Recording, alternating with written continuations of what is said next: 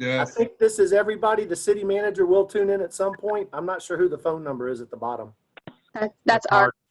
Art. Oh, that's you're tuning in by. Okay. The only ground rule is we do not have automatic control over the muting and unmuting. So the training session is broken up into two major portions, and I'm not trying to steal Jim's thunder. I'm going to give it to him, but I'm relying on everybody to stay on voluntary self-controlled muting. And please, we've got breaks in both sessions for Q&A at the end, so we don't have a big 1 hour Q&A. So if you would just wait after each section, we'll have time for Q&A. But other than that, Jim will stay unmuted the entire time, and please unmute yourself when you need to talk. And other than that, we'll have it with the presenters. With that, Mr. Gilmore, the floor is yours. Thank you. Everyone has seen the agenda, and we've got 2 hours. The first hour, we will hear from Cliff, and we'll hear from Chris as well to talk about Chapter 163 and the bylaws. And in the second part will be the budget process, and what hopefully we will all learn in the first hour will help guide the discussion based on how the budget process currently works, and then discuss ways and means to potentially improve the process and work on our communication structure. So with that, I would like to go ahead and introduce Cliff. Cliff, I assume you will screen share. We have prepared for everyone some really, really good PowerPoints for us to examine and as we go through the presentation. I would also like to say that we want to keep to a good time frame on this, but we want to get everyone's questions answered as well. If we get at 5 o'clock and we still got a long ways to go, if it's a long ways to go, then we will potentially reschedule it to talk about specific topics. If it's a short way to go, we're likely to keep going. Sam, I understand you've got a hard stop at 5 o'clock, so we're going to respect all of that and keep it going. As Bill said just a minute ago, if you want to speak, raise your hand. You can do it this way, or you can do it with the items that are on that Zoom screen as well. So with that, I would like to introduce Cliff. Everyone knows Cliff, and he is one of the leading experts in our state on 163 that can guide us about what it says and what it means, what we can do and can't do. And then we'll come back to Chris and as well as to Cliff as well to talk about the bylaws, which it's interesting enough, I was going to ask Bill for that. And as usual, Bill was one step ahead of me. He said, here it is. And I said, let's take a look at it. So that's important for us all to know as well. Cliff, you're up. I wanted to clarify something because I had spoken yesterday with Jacob, and he said that he would be displaying the PowerPoint and handling the advancement of slides. So I don't see a Jacob on the screen, so I don't know if he's there or not there. Actually, at the time, Jacob did not realize he had a pension board that he also had to run a Zoom meeting for. Okay. So Chandra Medford, our senior permit specialist, and also who provides my administrative CRA support, she is at the wheel and she is entirely competent. Okay. Thank you, Bill. So I have a split screen. If I see it, does that mean you see it? Yeah, we got a split screen. Can we go to just one slide? And then I'm okay with it. I'm just trying to figure out, I just want to make sure when we start, we're all looking at the same thing. I'm going to be quiet. There you go. Perfect. All right. Well, obviously, the cover slide is probably the most important thing because it has my firm logo up there. But I think we can go to the next slide.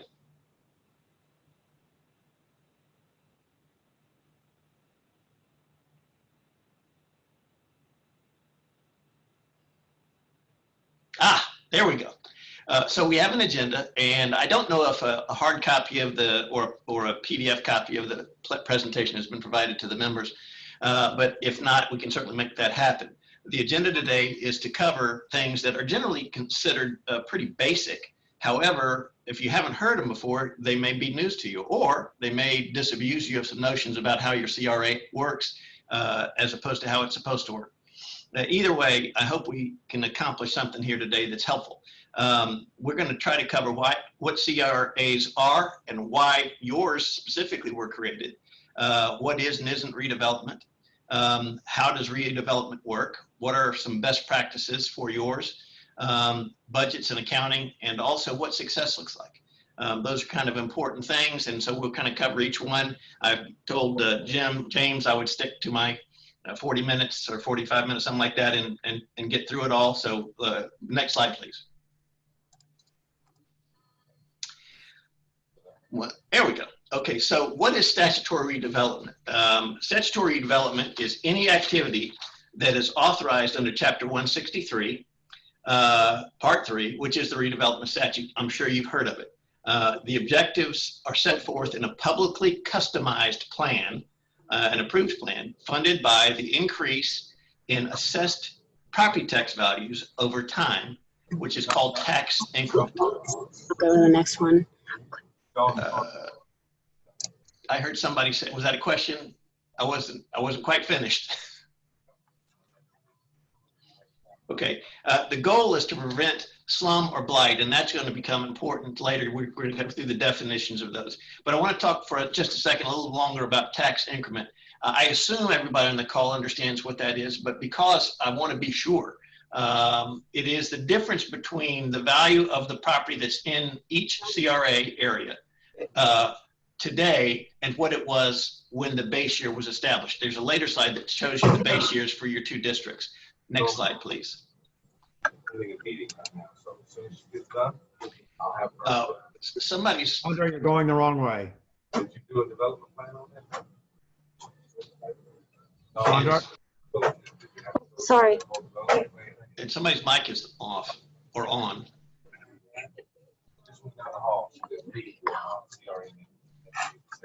Sorry, this is a personal technical difficulty. Jan had to run down to the restroom. She'll be right back. And I think she left her mic on. So if we can just listen to the Jeopardy theme song for a minute, or if you want to ad lib a little bit. Well, I can. I know you can. Let me pick up with an example and just make sure it's real clear. Let's suppose back in 87, I think that was one of the base years. In 87, the taxable value of that specific area, as in the boundaries of that area, was $1 million.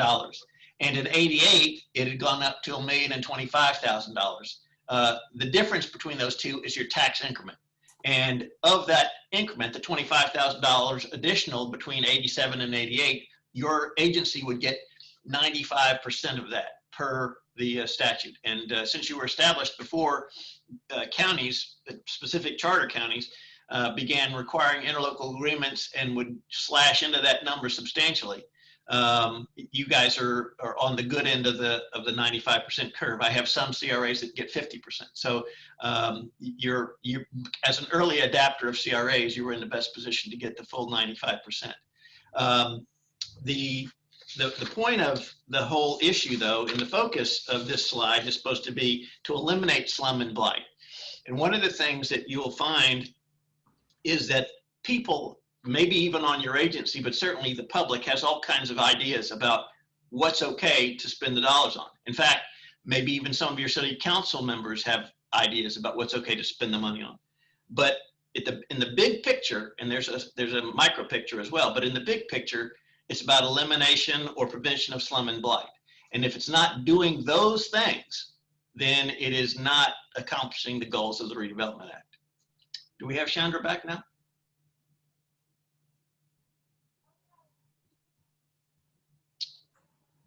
Guess not.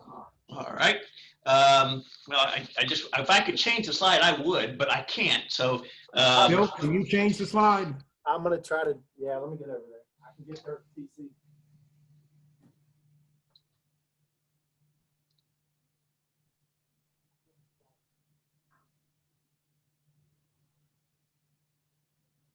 There you go. Next all one. right. There we go. Okay. So we're not going to spend but a second or two on this slide. This is the statutory definition of slum. So whatever you thought it might be, this is what it actually is. And the reason we're not spending any time on it is because neither of your CRAs are based on slum. They are based on findings of blight. So would you go to the next slide, please? Bill?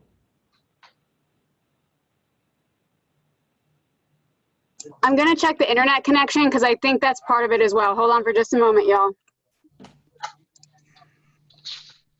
I think, okay. All right, so we are connected securely on that. So I think, let's go back. Nope. Next slide. Right. There we go. So what is blight? Blight is what both of your CRAs and their findings were based on. And it means an area in which there are a substantial number of deteriorated or deteriorating structures in which conditions as indicated by government maintained statistics and other studies endanger life or property, or are leading to economic distress, plus 2 or more conditions that are listed in 163-348, A through O. I had asked, and I don't know if it's happened, but I'd asked that each member be provided a copy of 163-340. Has that happened, Bill? I don't believe so. We did, Okay. no, we did. Taylor sent me that section this morning. Was it this morning or yesterday afternoon? Yeah, I sent it to you by email, and I think my assistant resent it. It was distributed. If my CRA Okay. members want to nod, Good. if y'all got that email. Good. So if you have it, you don't have to look at it now, but the reason I sent it to you is because afterwards you might want to study what it is that the statute specifically calls out as things it's trying to work on. And items A through O weren't always there. Back when your CRA were created, there were only 4 or 5 items that constituted blight, and now we go all the way from A to O. But all you have to have is at least 2 of those. And you have a finding, depending on which agency or which area we're talking about, of either 3 or 4. And so I'm going to talk about those in just a second. Next slide, please.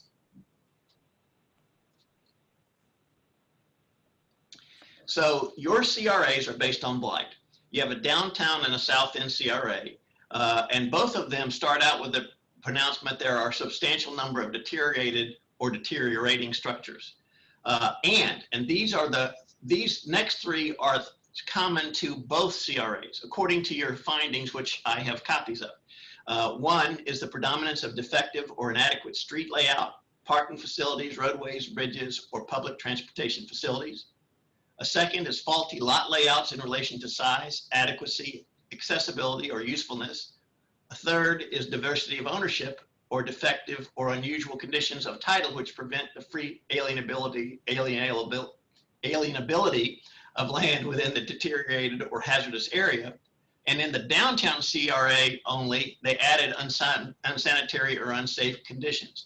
Now, why am I pointing this out to you? It's because if you don't know what it is you're trying to fix, you don't know how to go about fixing it. These are the things that we are trying to fix. And these are the things that your plan is supposed to be trying to address. And so now that you have these, depending on which plan you're in or in which area you're talking about, whatever you're doing in your plan should be looked at as, is it accomplishing one of the alleviation of the reasons that we have blight?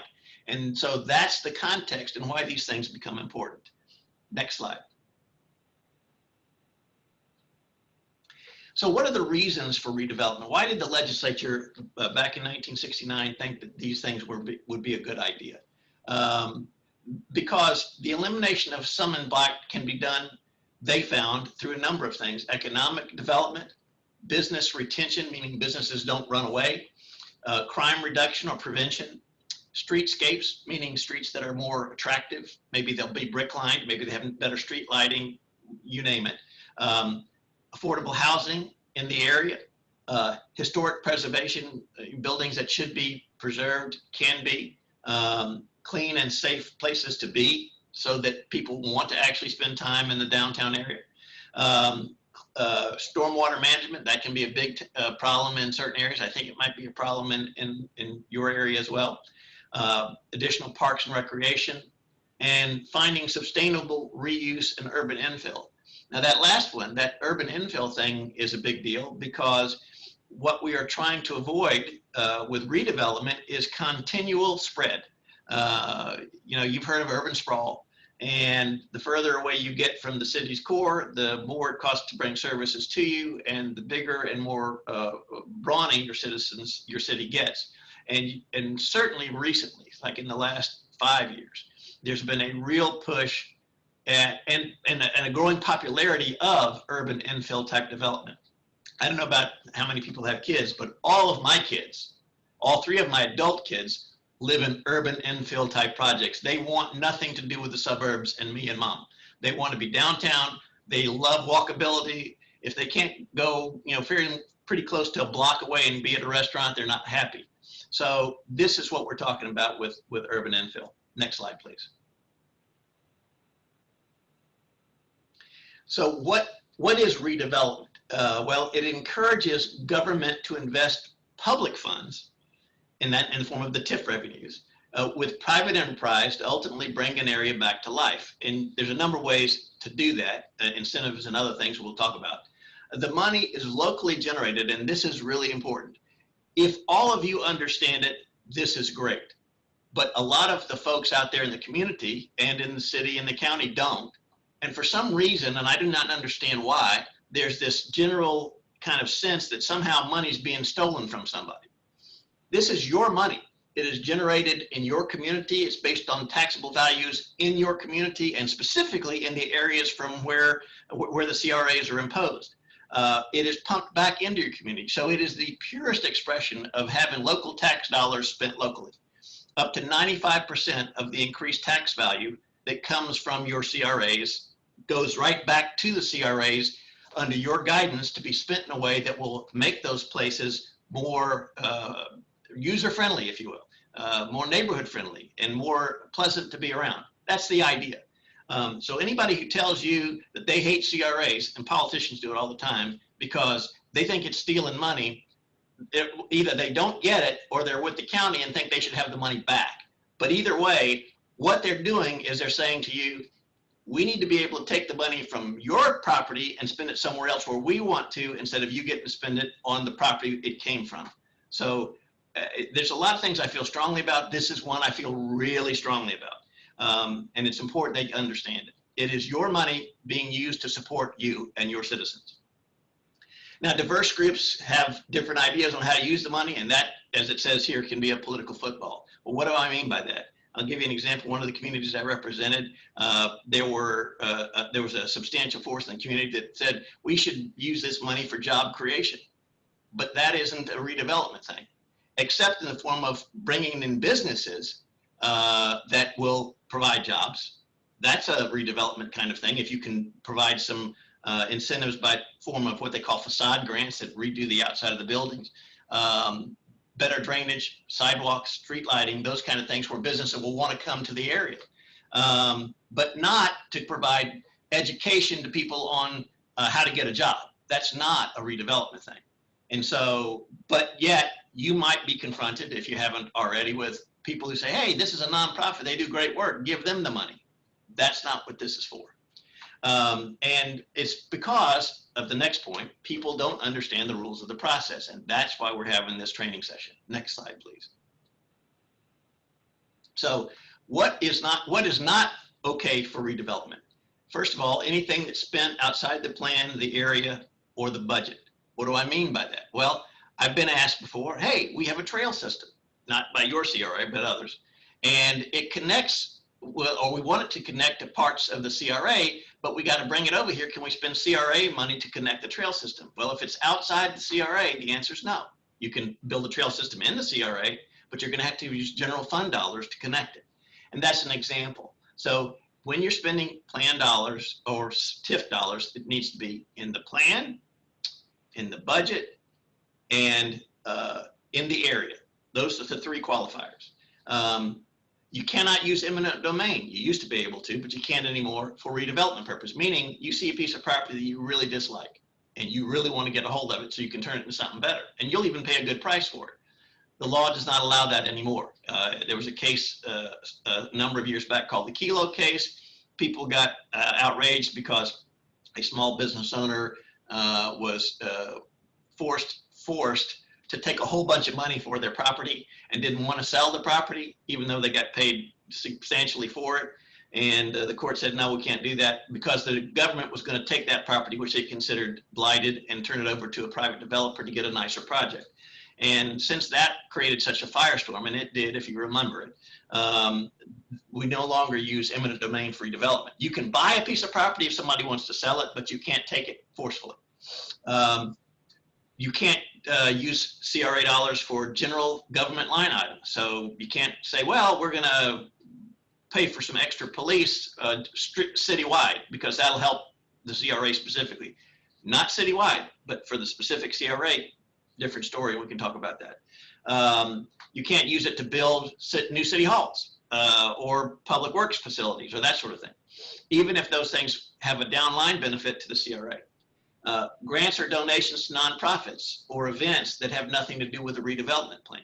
There's a specific AG opinion on this that allows you to use some of your CRA dollars to advertise events that are taking place to benefit your CRA, like a festival and so forth. But with a specific exception, most of your money is supposed to be spent on things that are bricks and mortar, that kind of improvement. Salaries for staff that don't work for the CRA. Well, what does that mean? I know, for example, in Jack's Beach, you guys have some employees that you split, but those things have to be accounted for, as you'll see in a later slide, by timesheets and percentages of how much work they're doing for the CRA versus how much they're doing for the city. And if they're not adequately accounted for, when you get audited, and you are audited every year, you will see that that's a problem. The general municipal operations, as we've said, whether it's administrative staff or whatever for the city that's not for the CRA, not appropriate. Normal maintenance for the city, not appropriate for CRA dollars. Planning through comprehensive plan, paying consultants for that information, zoning or land use, not appropriate for spending of CRA dollars. Next slide. All right, so these are what we call the ABCDEF of redevelopment and why it's good. And it's kind of corny, but you'll get the picture. It's a wise investment, especially in tough economic times, which I think would fair to say we are in the future of an area. It breathes new life into areas that need revitalization. It provides consistency and predictability for the private sector. Why? Because you have a plan, and as long as you follow the plan, then private development can look at it and see, hey, I can see they're going to put in wider sidewalks. I can see they're going to make the stormwater problem go away. I can see that if I move my business to that district, I can use the money from their facade grants to put a new facing on the building, and it'll look a lot nicer, and I'd have to pay for that somewhere else, so I think I'll go do that. It's designed and created and funded locally, as we discussed. Every dollar of the public leverages private dollars, and that's the idea. You want to take your $1 million tax dollars and generate $10 million of redevelopment. That's the idea, or 2 or 3 or 4, but more. That's the idea. You're trying to attract development to you by doing things that development wants to see, so it will come to you. And the type of development, of course, is going to be controlled ultimately by those who are sitting on your council regarding whether a zoning change is needed or comp plan. That's really not your lane. But in terms of getting to come ask and want to be there, that is your lane. And it's fully transparent public process. As I said, there's audits. There are restrictions on how you spend the money. The money is actually put in a trust fund, and those terms are chosen specifically, and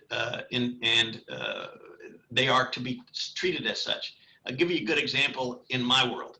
As a lawyer, if I cannot balance my trust account, which is client money, every month to the dime, I can be disbarred. That's the same thing here. Now, nobody gets disbarred in your world, but people do get prosecuted. So that's why they put it in a trust fund, and that's why paying attention to what's in your plan, what's in your budget, and what's in your district is your and your administrator's responsibility. Next slide.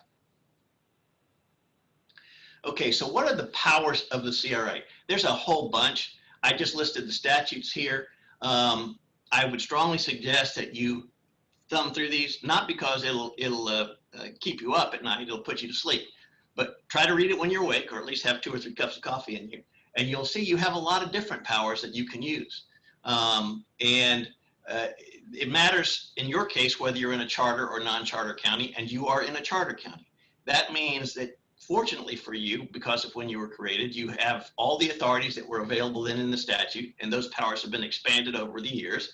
And if you look at 163, 358, for example, you'll find a lot of those, the power to contract and purchase real estate and enter into contracts and a whole lot of other things.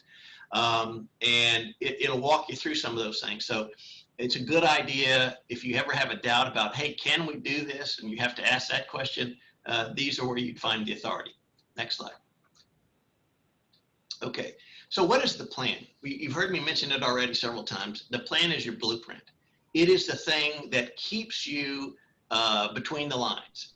And if it's done properly, it should be both specific enough so someone who has no knowledge of what you're about can figure it out, but general enough to give you some flexibility. In the early days, plans were drafted in such a way where they would say, well, we're going to build this retention pond on this spot, and we're going to put in this storm drain, and we're going to widen this street, and we're going to put in these street lights. And that's how it was listed, project by project by project. The modern approach, or the more modern approach, is to say we're going to address inadequate street lighting. We're going to address in a project inadequate storm drainage. We're going to look at community policing. We're going to look at whatever it is you're going to look at, and there might be some specifics in there, and there may be reasons politically to put some specifics in there, but generally speaking, good planning and good CRA plans are more general, so you have more flexibility. When a project comes in that fits that definition of what you're trying to accomplish, you can embrace it, as opposed to being into the guy, well, it had to be on this street, this one's on that street, and we didn't include that. So that's kind of the idea. It is unique to your area, customized to in your case, 2 areas. It is publicly drafted, meaning that when you adopt the plan and when you amend the plan, those are all through public meetings and hearings. And it sets goals and priorities. I suspect you guys have had some of those discussions in the past. One of the things you'll see as a best practice is having those planning sessions once a year. It is a roadmap not only for your CRA, but also for the private sector to see what you're up to, as I've said before. So they know, hey, this is on the plan to be done in the next couple of years. I should consider bringing it to the Jacks Beach downtown CRA because this would benefit my business in this way, or whatever project I want to put in. And it allows your investment to be focused on things that you want. And at the same time, it allows you to amend it anytime you want to. It is the document can be amended without limit. Next slide. It is good practice to update the plan every 5 years and set goals, but as I said, you can re-look at it anytime you choose. It needs to be consistent with your comprehensive plan. And before I go any further, does anybody who's on this call, you can raise your hand or however you want to do it, but not know what a comprehensive plan is or why it's important? If you don't know, this is a good time to speak up. Okay. I'm glad that that's the case. I don't want to ever embarrass anybody, but it's important because one of the things that I get a lot in the land use area is people don't know that unlike most things in government where your charter is your constitution, for land use, your comp plan is your constitution. And you cannot do anything in land use that's inconsistent with your constitution of land use, and that's the comp plan. It is a process, the amendment process is very similar to the process of creating the CRA. Amendments can be proposed by the CRA board. They're sent to a local planning agency, whichever your board is that constitutes that in your city. It has notices, public hearings by the governing body. And in a charter county, those amendments would be approved by the charter county, in this case, Jacksonville. I guess it's Jacksonville/Duval County because of the consolidation. There are options to expand or contract boundaries, meaning if you think, hey, the downtown CRA isn't big enough, we need to be a bit bigger, there's a way to do that. You can extend the term up to a point. I think you are currently extended as far as you can go. Maybe I think you might be able to squeeze a couple more years out of one or both of them, but you're pretty well expanded or extended to the max point. Almost there. I think we checked it and we think you may be able to get 2 more years if you did an extension, but pretty much you've got it expanded as far as it can go. And you also can provide for general updates and additions, edits, and that sort of thing. Next slide. So we talked early on when we were having technical difficulties about increment financing is, and I told you there was a slide that would tell you what your base years are, and this is the slide. So your ad valorem property taxes are frozen in your downtown CRA from 1984 and for the South End CRA from 1987. What that means is whatever those values were for all of the property in those areas at those years, everything that they've increased in value since those years, 95% of that is what gets pumped back to you. That's where your money comes from. The county and city write the checks annually. You guys adopt a budget. We're going to talk about that too in a second. And you also could have grants, donations, loans, and so forth that add to that pot. Next slide. So what can the dollars be spent on? Don't know why I did that. I wonder if this is, this is one of the, I tried to take out all the special effects because I knew the venue, but apparently this is, we're going to end up doing these one at a time. So stick with me, Chandra, and you can hit the button as I go. Obviously, you can spend it on administrative and overhead necessary to carry out the plan. That does not mean every secretary in City Hall gets to be spending CRA dollars, but yours, to the extent it's working on CRA stuff, can. Next. Planning, surveys, and financial analysis of your CRAs, the district, the budget. Reimbursement for startup costs. Let me talk about this. You're way past that, but just so you know, usually CRAs, not surprisingly, start broke. Why? Because they have no independent way to generate money. So the cities lend them the startup money. And then as the CRA TIF starts coming in, the cities pay themselves back. I'm sure that was done a long time ago in your case, but that's one of the things you can spend money on. Next. Acquisition, not eminent domain, but acquisition of real property in the redevelopment area. If you have a willing seller and you're a willing buyer and it's property you'd like to see something done with, you could do that. Next. Clearance and site preparation for redevelopment in the area. Next. Obviously, this is a big one. Repayment of loans, advances, bonds, bond anticipation notes, other debt. I want to spend a moment on this because Bill will remember, and probably James will too, what we went through in 2008. For a very long time, TIF bonds were a thing. We could go with the pledged revenues that were created by the TIF, the tax increment financing we've been talking about, and we could do projects today because we could get, let's say we had a project that was going to run us $30 million.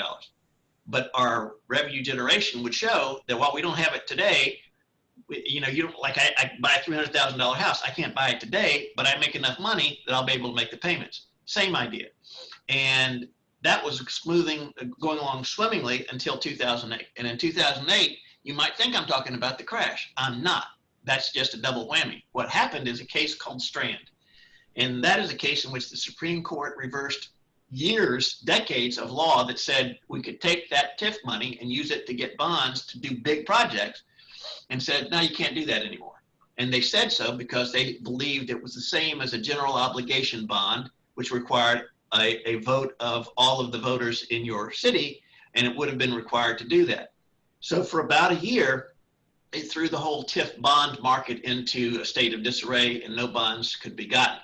After about a year, many groups, including the FRA, the League of Cities, and various others, filed briefs to overturn that ruling and say, you got it wrong. And about a year later, almost to the day, they changed their minds and said, you know what, you're right, we got it wrong, and it should go back to the way it was. But by then, the damage was done. So I don't know if James has heard about it or Bill has heard about it, but I know of no agencies that I represent, and I think I heard at the last seminar I gave back for the FRA back in October that there were one or two hands that went up and said they were able to get funding that was supported by the TIF. But for the most part, since 2008, that's gone away. And that's why you're looking for much projects now that are typically smaller that can be spent on based on the money already having the till, as opposed to being able to go out and get it backed up by a loan. But I think that'll change. It's just, I don't think it's ever going to get quite back to where it was in 2008. Next appeal, please. Okay. Cost of issuance, sale, redemption, retirement of bonds, that's all related to the bond costs. Next. Affordable housing within the area, that's also something. And community policing innovations. I think, if I'm not mistaken, and then maybe Bill can tell me, but I think you actually have that in your downtown CRA. Am I right, Bill? Yes, sir. We do have a downtown Cape with 11 officers. Okay, and so these are all part of the idea of taking a place that's blighted or unsafe and making it safe. Again, done the right way, it's something that can be done. Next slide. or anything in the plan, finding of necessity, and in the area. So again, those are the mantra. You've heard me say it a bunch. You'll hear me say it a bunch more. But that's why it's the one thing that we always say that make sure you understand. Next, please. All right, these are the things that are generally not legal. Trust money for any project, program, donation, sponsorship, grant that is not expended in the area and is not clearly in the redevelopment plan or budget. Again, if it's not in the area, the plan, or the budget, you can't spend it. Next.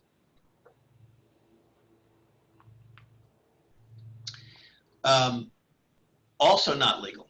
Construction or expansion of administrative buildings for public bodies or police and fire buildings unless each taxing authority agrees to such method of financing for the construction or expansion, or unless the construction or expansion is contemplated as a part of community policing innovation. Again, you have that. And you did it by, if you'll see at the bottom of this slide, the words exceptions by interlocal agreement. Everything that I'm telling you, or most everything that I'm telling you regarding the restrictions on how you spend the money can be overcome by interlocal agreements, but those are extremely hard to come by because they require that every taxing authority that's contributing to your TIF revenues has to agree. And when you start asking permission, then there always seems to be strings attached. It's possible. It's not something that happens often, but I did want to mention it because it is something that's in the statute. I don't want anyone to leave the call thinking I don't know what I'm talking about. It's there.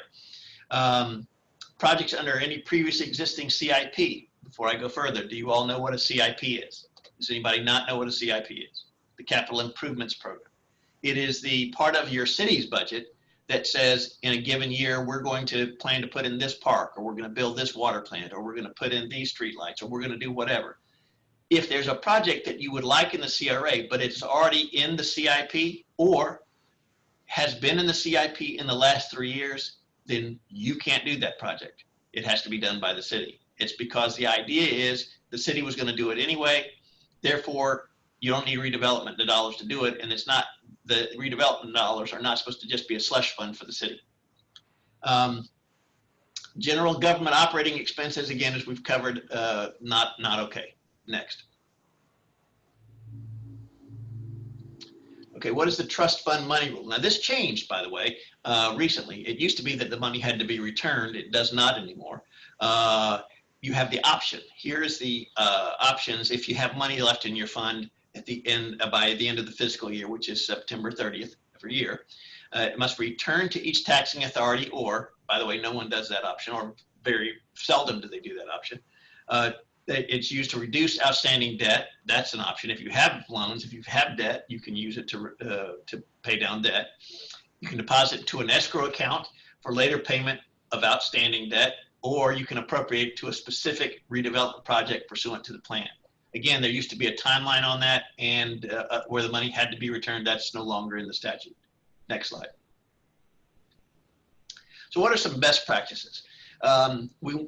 Obviously, many of these things are going to be common sense to you, but I think they're worth talking about, at least some of them. So you establish goals, you task, and you track your progress. You analyze and study the market, and that's important. Understand, however, that the market is going to be driven by what the developers tell you it's driven by. It does not mean that you have to listen to what they want. It does mean that they're not going to develop just because you want them to. If the market can't make it profitable, it doesn't matter what you want. So when they say study the market, what they're telling you is not for just what you want. Everybody knows what they want, or many do, but what will actually work economically. And that's the business you should be trying to attract. Ideally, if it's both things that you both want and are economically viable, then that's a win-win. But I can tell you from absolute experience, I've been doing this for a long time, I've never seen a project development where the developer side thought, I'm going to lose money, but I'm doing it anyway. So just remember that. So you do your research, you can apply for grants, understand the profit motive. That's why I spend the time on it. I'm not a shill for developers. I'm a shill for successful development, and I know what works. Not that I know a specific type of redevelopment that works, but I know it's market driven. Monitor your contracts with the public's eye in mind. Obviously, if something doesn't seem right to you, you should be looking real hard at it. Over communicate to your public and your taxpayers on the expectations that you have for your CRA. Separate your CRA and commission meetings. I know that you do that automatically because you're a unicorn amongst CRAs in that you're not independent, but separate from the elected officials. We'll talk about that too in a second. And you have public notice requirements the same as the local government. Next slide, please. More best practices. You don't have to do this, but Bill knows that you have to do all the appropriate reports that are required. Joint procedures for CRA and city, i.e. how you share personnel and those kinds of things. Separate insurances for errors and omissions for you versus city council, and liability. You have to set missions, goals, objectives, and once you've set them, if you do a planning or strategic planning once a year, as we suggest, keep those things handy. You know, I know, and probably some of you know, and you might even be this person who carries around in their pocket a copy of the Constitution or the Bill of Rights. I got no problem with that. But if you're a CRA member, here's a good thing to carry around in your pocket: is the missions, goals, and objectives of what you're trying to accomplish. Remembering, why do we have blight? What is it we said we were going to do to try to fix it? And are we doing that? And again, you see the last one is what I've already talked about, the annual strategic workshop. Next. So CRA budgets are about as exciting as watching paint dry. And I'm also looking at my watch, and I got about 4 or 5 minutes, and I'm going to wrap it up here. They're adopted by resolution, filed with the city or county. It's a total amount available from taxation and other sources that Tiff we talked about. It regulates, as we've discussed, the expenditures of the CRA. You can't expend beyond the contract outside of the or contract outside of the budget. In this case, the city will review. It's presented per generally accepted accounting principles, and the budget of your CRA must be contained within the general budget of the local governing authority, in this case your city, unless the local governing authority consents to a separate budget. Budget must be clearly stated as the budget of the CRA. Now, recently, one of the questions that Bill had put to me in an email was about whether we have to do a separate audit, and the answer, a separate independent audit, and the answer is no, you do not. We have, actually on the FRA website, we wrote an opinion back in, I don't know whether it was May or June, but we did an opinion on this very issue because there was a change to the statute where some people assumed that it meant an independent separate audit. It does not. It can even be done by the same auditor. It just has to be a separate from that, but not independent of the city's audit. But it clearly must be done for the CRA and not just a part of the overall city budget. Next. CRAs, as I say, use generally accepted accounting principles for state and local government. We talked already about the timesheets and logs for splitting of staff. The expenses are in accordance with the plan and the budget. Here are the things that you need to know on this slide.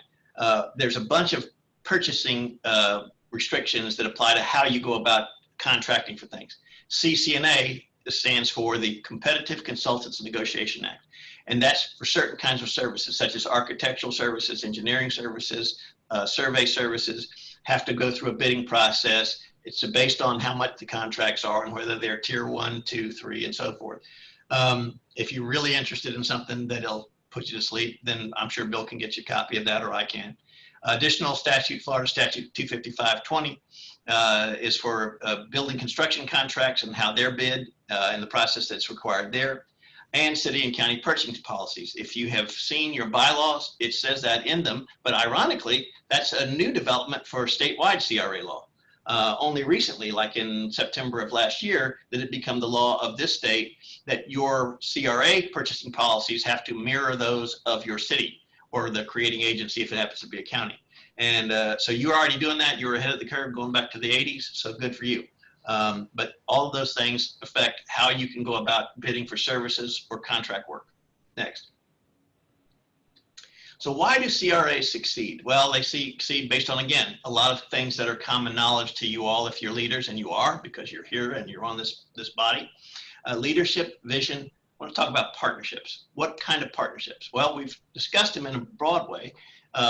If you're doing facade grants, in my view, that's a partnership. Why? Because you're saying to a business, you come here and move into this space, we'll make it look pretty for you and help your business succeed, which will then in turn help the tax values go up, help our bottom line, help your bottom line, and provide something for our citizens, whether it's a shop that they need or a service they need or whatever it is, or housing.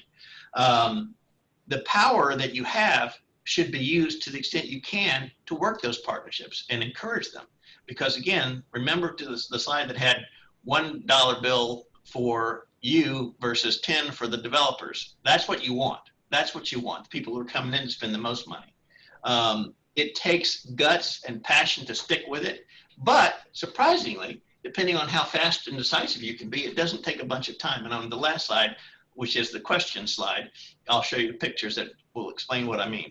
So let me tell you where this is before we talk about questions, because I know we're going to hold those till we get done the bylaws. Has anybody ever been to the city of Winter Garden? You can just raise your hand, nod, whatever.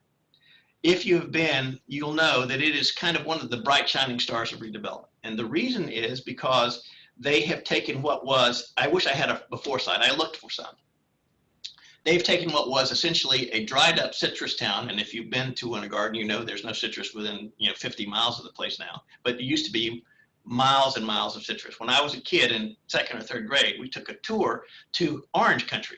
And we went to something called the Citrus Tower, which still exists. It's a 3-story, but at the time was considered a tower, 3-story structure where you could ride an elevator to the top. And as far as you could see in any direction was orange trees. Now, as far as you can see any directions, it's businesses and mostly housing, no orange trees. However, they took that city, which was based on citrus, and had dried up, boarded up front storefronts, closed theaters, nothing, and turned it into what you see in these 2 slides. The first slide is their sort of their centerpiece clock, that sets their trail system. That thing that goes through the middle of that archway is the West Orange Trail.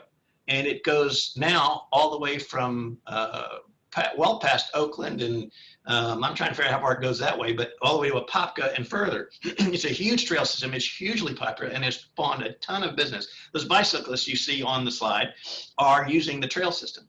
On the right slide there, you'll see what's the Crooked Can Brewery is a part of the Plant City Market. It's a mall-like market, but not in the mall in the traditional sense, and it has butcher shops and candy shops and pizza shops, as well as a significant brewery at the end, which attracts large crowds. And it's just a lovely, lovely place to be. Now, why did I put these in here? To tell you what success looks like. And at the same time, tell you it doesn't take as long as you might think. I happen to be, at the crucial time for the creation of that CRA, the sitting city attorney for Winter Garden. It was because a friend of mine had been offered the gig. However, he was representing a developer that had a project in the city and couldn't take it at that time. So he asked me to literally babysit the city and be its city attorney, because I was qualified and they had no problem with it, for 6 to 9 months, 12 months, whatever it turned out to be, until he could take the job after the development that he was working on went away and he didn't have the conflict any longer. So I got to be there when this thing was nothing and turned into what you see now. Every decision that is represented in these pictures that led to these pictures was made in meetings, and I'm not kidding you, that didn't last more than 30 minutes, were subject to great discussion between the members, but polite and respectful and inquiring discussions that were the kind that make things happen. And as a result of those discussions that happened over 9 months to a year that I sat there, is what you see in these pictures. And it is incredible. I was very fortunate to see it, and I like to talk about it for one reason. Not everything has to be a debate that lasts for weeks and months and years. You can actually decide stuff that makes it happen, but you have to be willing to do that. So I'm done with my speech and presentation. I'm ready to hear about bylaws or anything else, but that's me. Thanks very much. Let's talk about the bylaws a minute, and then let's come back. Where are you, Cliff? Not Cliff, where is Chris? To talk about the bylaws and to go through that briefly, and then let's come back and ask questions of Cliff and Chris based on what we've heard. Okay, Chris, sounds I'll turn it good. over to you. So can you all hear me okay? Yes, sir. All right. So Cliff just shared with you what is the large picture of the Florida statutes and how they apply to CRAs throughout the state. And now we'll take more of the micro scope picture of the bylaws as they apply just to our CRA. And some of the concepts that we'll talk about and some of the bylaw articles and sections that we'll talk about are probably going to stir up some questions, and they're questions that we've talked about in the past. But you heard Cliff talk about how the CRA has the authority and the powers to contract, procure services, monitor those contracts, has separate insurances. So the CRA has its own administrative potential and costs.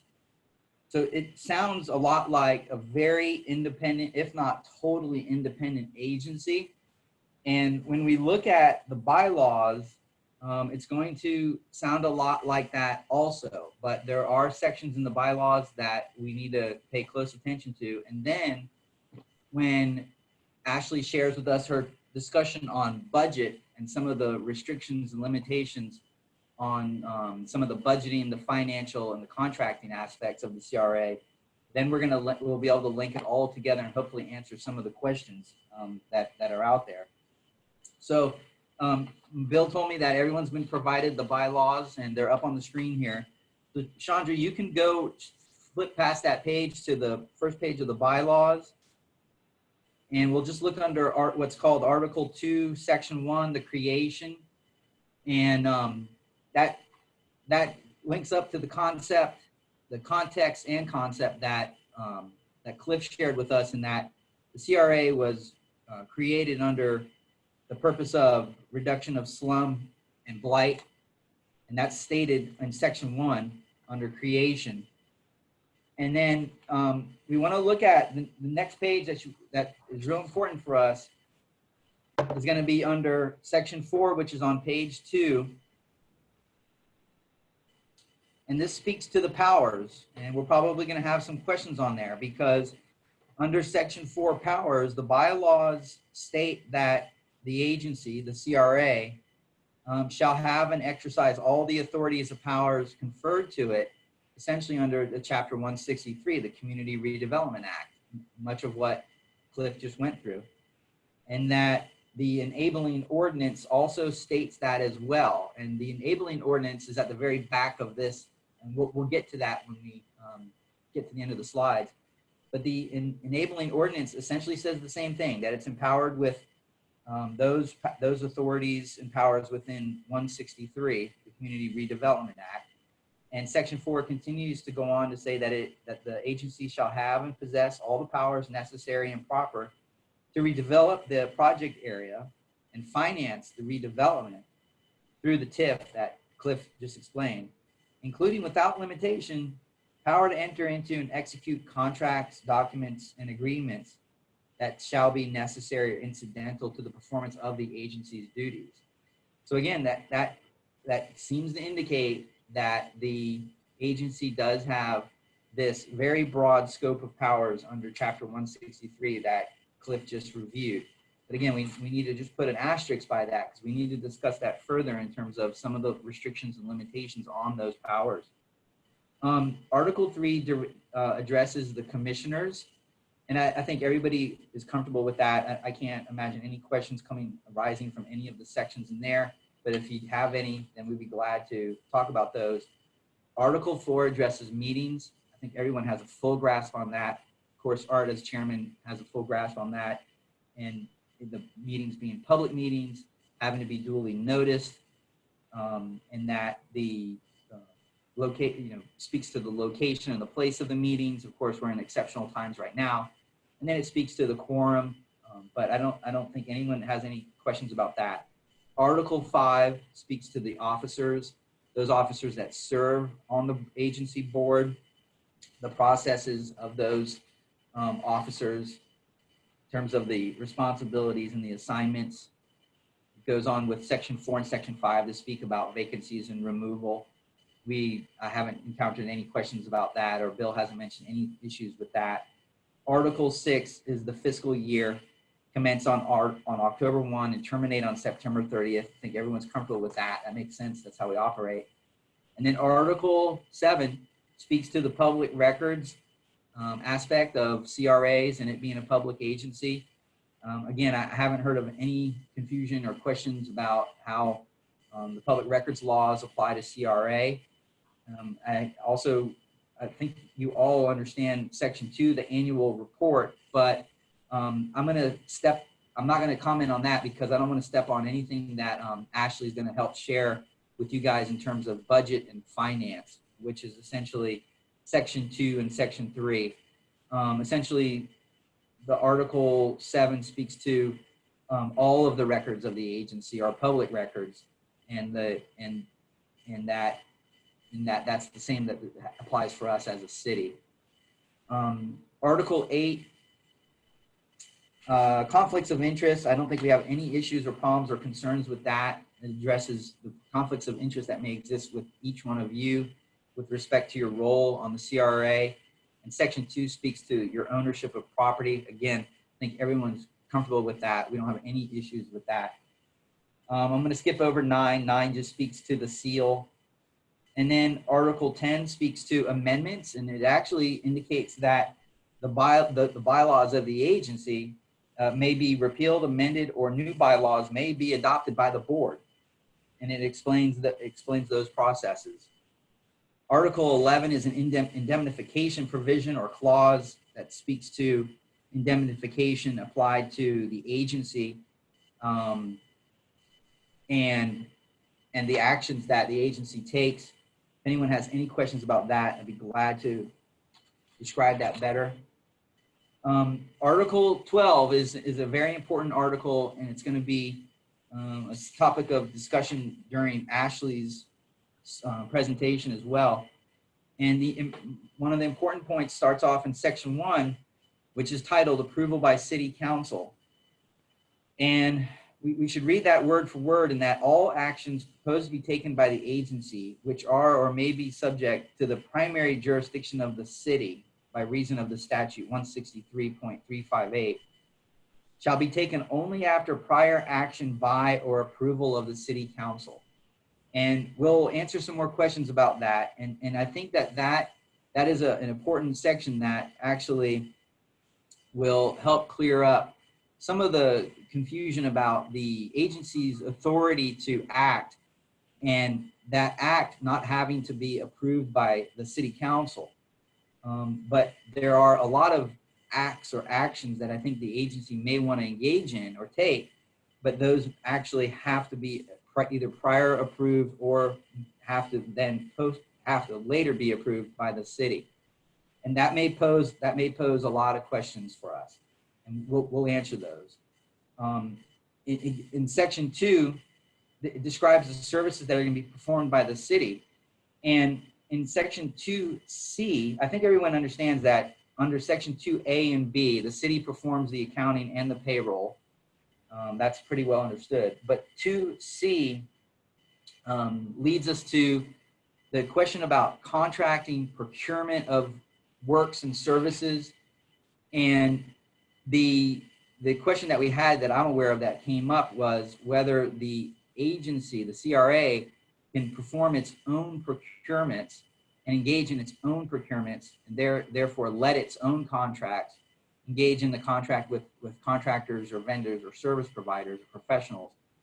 And we've mentioned before that actually the agency has to follow the city's procurement policies and purchasing policies. And we're going to talk about that some more during Ashley's presentation, where I think there may have been some confusion, and I may have contributed to it, because I know that prior outside counsel city attorneys had provided you with the memorandum, and it seemed to indicate that there was this blanket authority for the agency to potentially just enter into or set up its own procurements, also to contract on its own. But that actually is not fully within the agency's discretion. There are limitations to it where Ashley and I are going to discuss that a little bit more, but it actually does have to go, those processes do actually have to go through the city's procurement policies, meaning they have to be approved by city council. Certain contracts have to be approved by city council. That the CRA isn't actually equipped or constructed to create its own procurement documents, meaning a large request for production. A request for proposals. If the agency were to take on the responsibility of designing its own RFPs and issuing those RFPs. Some of those documents are 50 pages long, 100 pages long. We have RFPs that come out of our public works and engineering departments that are huge documents. The CRA our CRA isn't actually equipped with the personnel, the administrative staff to do such a procurement. So we'll have to discuss some of the exceptions to the purchasing and procurement aspects of this and the contracting aspects of CRA. Go to the next page.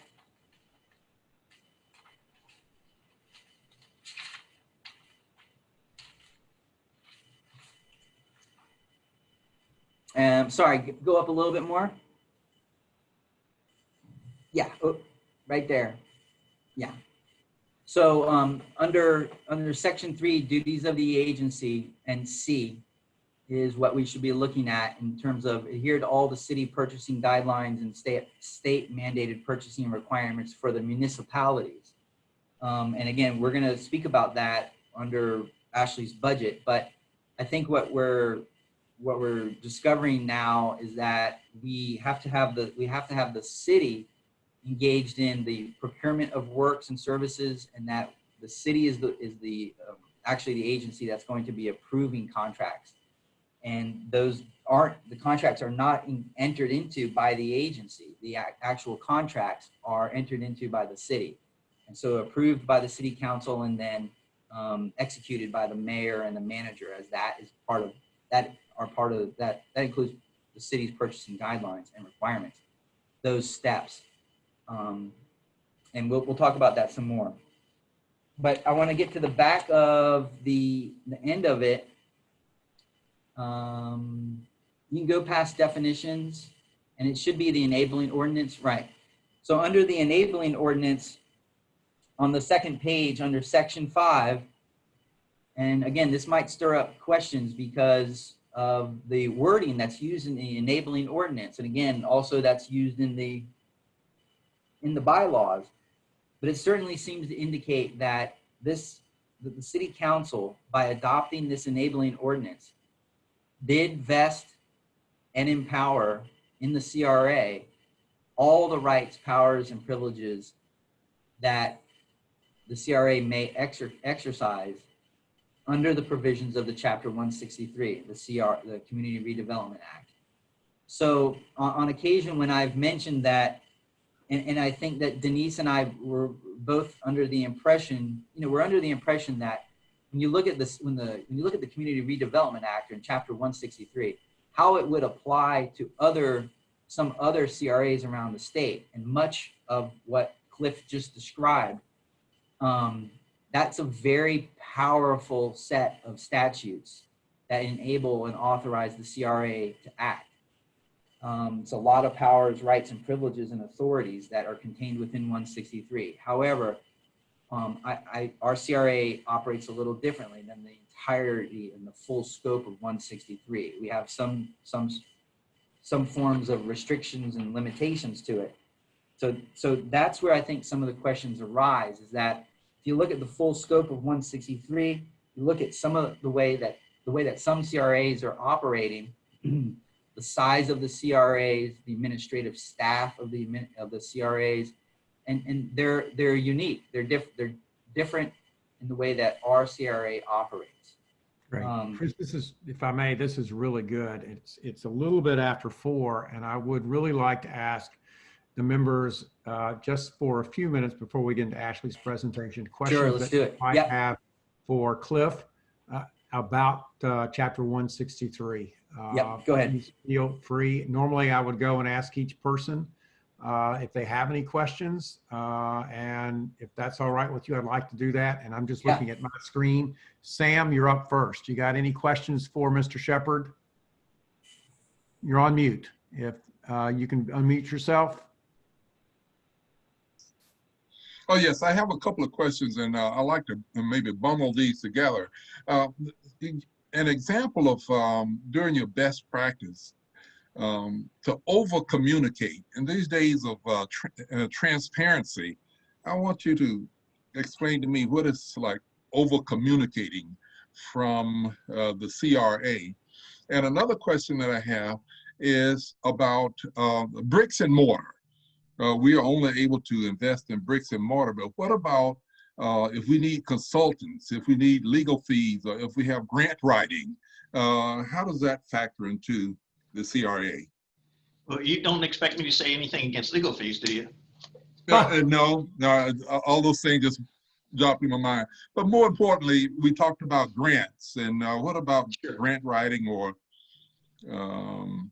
consulting fees if we need it? Well, I'm going to take them in order, and so I'll get to all that. Let's start with over communication. So what does that actually mean? It can vary from CRA to CRA, but here's what, when I am trying to teach it, I'm trying to communicate to you. That is that I've been a city lawyer for a long time, and even longer than I have been a CRA lawyer, because it was because I was a city lawyer that I met the late David Cardwell, who actually was responsible for drafting the statute, was the first guru of this stuff, and he handed it off to me, and I've alternated between being thankful and wondering why he did this to me, to make it my area of expertise. But I can just tell you that in my experience as a city lawyer is what informs my discussion about over-information. If you've been to many city council meetings, I assume some of you have been to at least a few, you know that things that are actually really important, that actually affect the daily lives of citizens, rarely get the citizens to show up. But if it goes wrong, they show up to complain.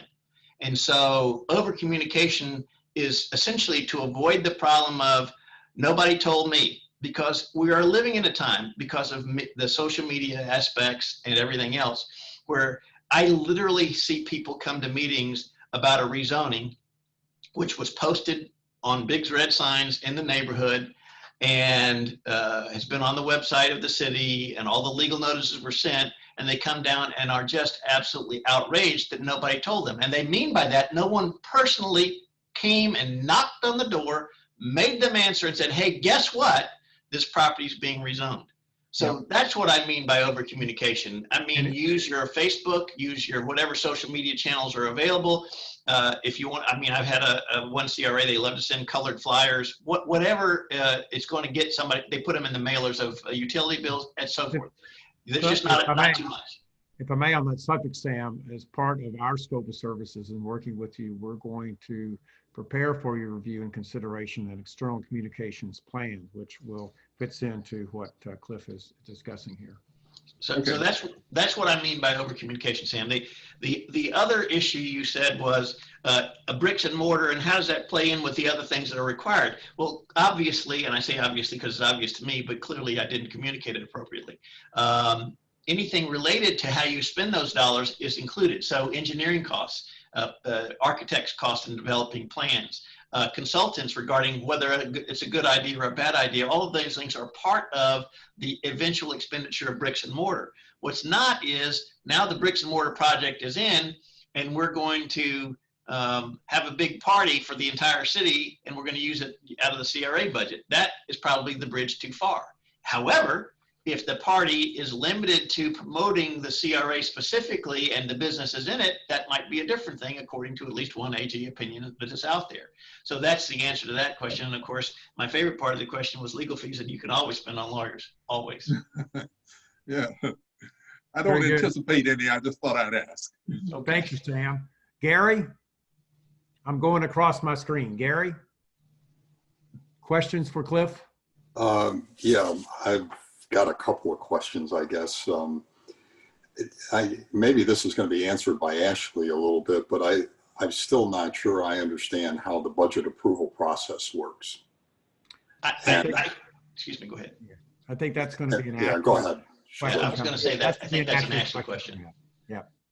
I'm sorry, say that again. I believe that's an Ashley question. Okay. Because each CRA's budgeting, particularly with yours being uniquely and not an independent, but a separate body from the elected officials, will be a little bit different. But ultimately, I'm sure she's going to end up telling you that the city council is the one that has the approval authority. Okay. The point about liability insurance, I think I heard you say that there was to be a separate policy from what the city carries in the way of a liability insurance for the CRA.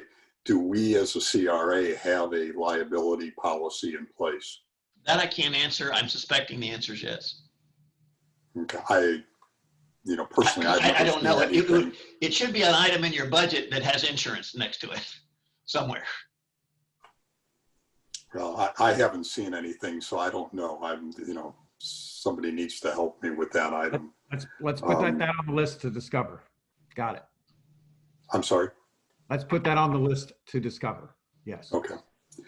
The other item that you mentioned was about what you called normal maintenance, and that those are things that can be done by the CRA as normal maintenance. Can you define that a little bit better for me as to what you mean by normal maintenance?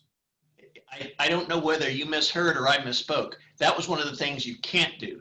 Normal routine city maintenance things that wouldn't be necessary for redevelopment or a part of redevelopment are not things you spend the money on. Now, if we're talking about a CRA project, one that is still a CRA project, which requires maintenance, a streetscape where lights might need to be replaced and that sort of thing, then that's a different matter. But the whole point is, if your city would spend it in its general fund anyway, it's not redevelopment. Okay. But we have, in the South District, we have an amendment to the redevelopment plan that was done in 2011, which talks about redoing certain roadways and so forth in the way of resurfacing them and that type of thing. Would that now be considered maintenance, or would that be part of what the CRA does in the way of general work, because it was an amendment to the original plan? Well, you've got the first aspect. If it's in the plan, that's a good thing. Whether it can be in the plan depends on, and I assume Bill will know the answer, it's ever been in the CIP, the capital improvements program of the city, anytime in the last 3 years, because if it has been, then no, you can't. But assuming it was not in the CIP, it is part of property that's in the CRA and is part of the plan to make the CRA more attractive. An example I would use streetwise is one of the things that some CRAs have done in order to attract a certain kind of clientele and businesses, they've gone to brick streets. Why? Because it's got a sort of old time feel to it and makes people want to think, oh, this is friendly, and it's not the hard asphalt. It's somehow softer to people's minds and more pedestrian friendly. Whether that's true or not, I don't know. I'm not a planner. I'm just telling you what they do. And that would be something that a CRA could do, assuming it wasn't in the general city budget. So the answer is maybe. You have the first bridge covered, is that it is in your plan. The second is if it's in your budget and it's in your area. But the fourth thing is if it's not in the city's CIP, which I don't know. Okay. Thank you. Just to add on to that point, though, one thing, in 2017, we specifically added an amendment to the South End Plan, which specifically states that we're allowed to spend TIF monies on TIF-funded improvements to maintain them. And the downtown, it's a similar allowance, but it's slightly different. The downtown, we're allowed to spend TIF money for levels of maintenance over and above what's normally provided by the city. And I'll give you the classic example downtown. We've got over 1,000 palm trees downtown that we trim every year. Well, in Latham Plaza and in our high concentration areas, we do it twice a year just to keep the fruits off the ground and to make them more presentable. That extra level of maintenance of those trees is specifically allowable by TIF. The downtown district doesn't have quite the maintenance flexibility that the South End does, but it is specifically addressed in both plans. Important part of strategic planning as we move that. Thank you, Bill. Jeff. Well, Gary's question and Bill's follow-up took care of my question. It was about the levels of maintenance when it's at a lower level for the city in general. Can we, and I hear the answer is yes, do increased levels of maintenance above and beyond what would have been a normal city practice? Very good. Yes. Again, if it's in the plan, it's in the budget, and it's not in the CIP of the city. Good. Thank you. Thanks, Jeff. Francis. I have just a few as well, just because we're talking about CIPs. I think that's the answer I was trying to get last meeting in regards to the Memorial Park. That the reason we weren't involved and the reason that we couldn't do anything with it was because the city council took it as part of their general projects I think that's the answer I was trying to get last meeting. So is that assumption correct? Yes, ma'am. And in addition, where the existing memorial is located, and as well as South Oceanfront Park, excuse me, those are both city-owned properties. They're not CRA properties. And there's a little bit of difference because, you know, downtown, the CRA owns several properties and the city owns several properties, speaking of the parking lots. And I went back and looked after this thing about the memorial came up, and both of those are city-owned facilities, not CRA-owned facilities, despite the fact they're in the downtown district. So that's a subtle distinction, but it's there.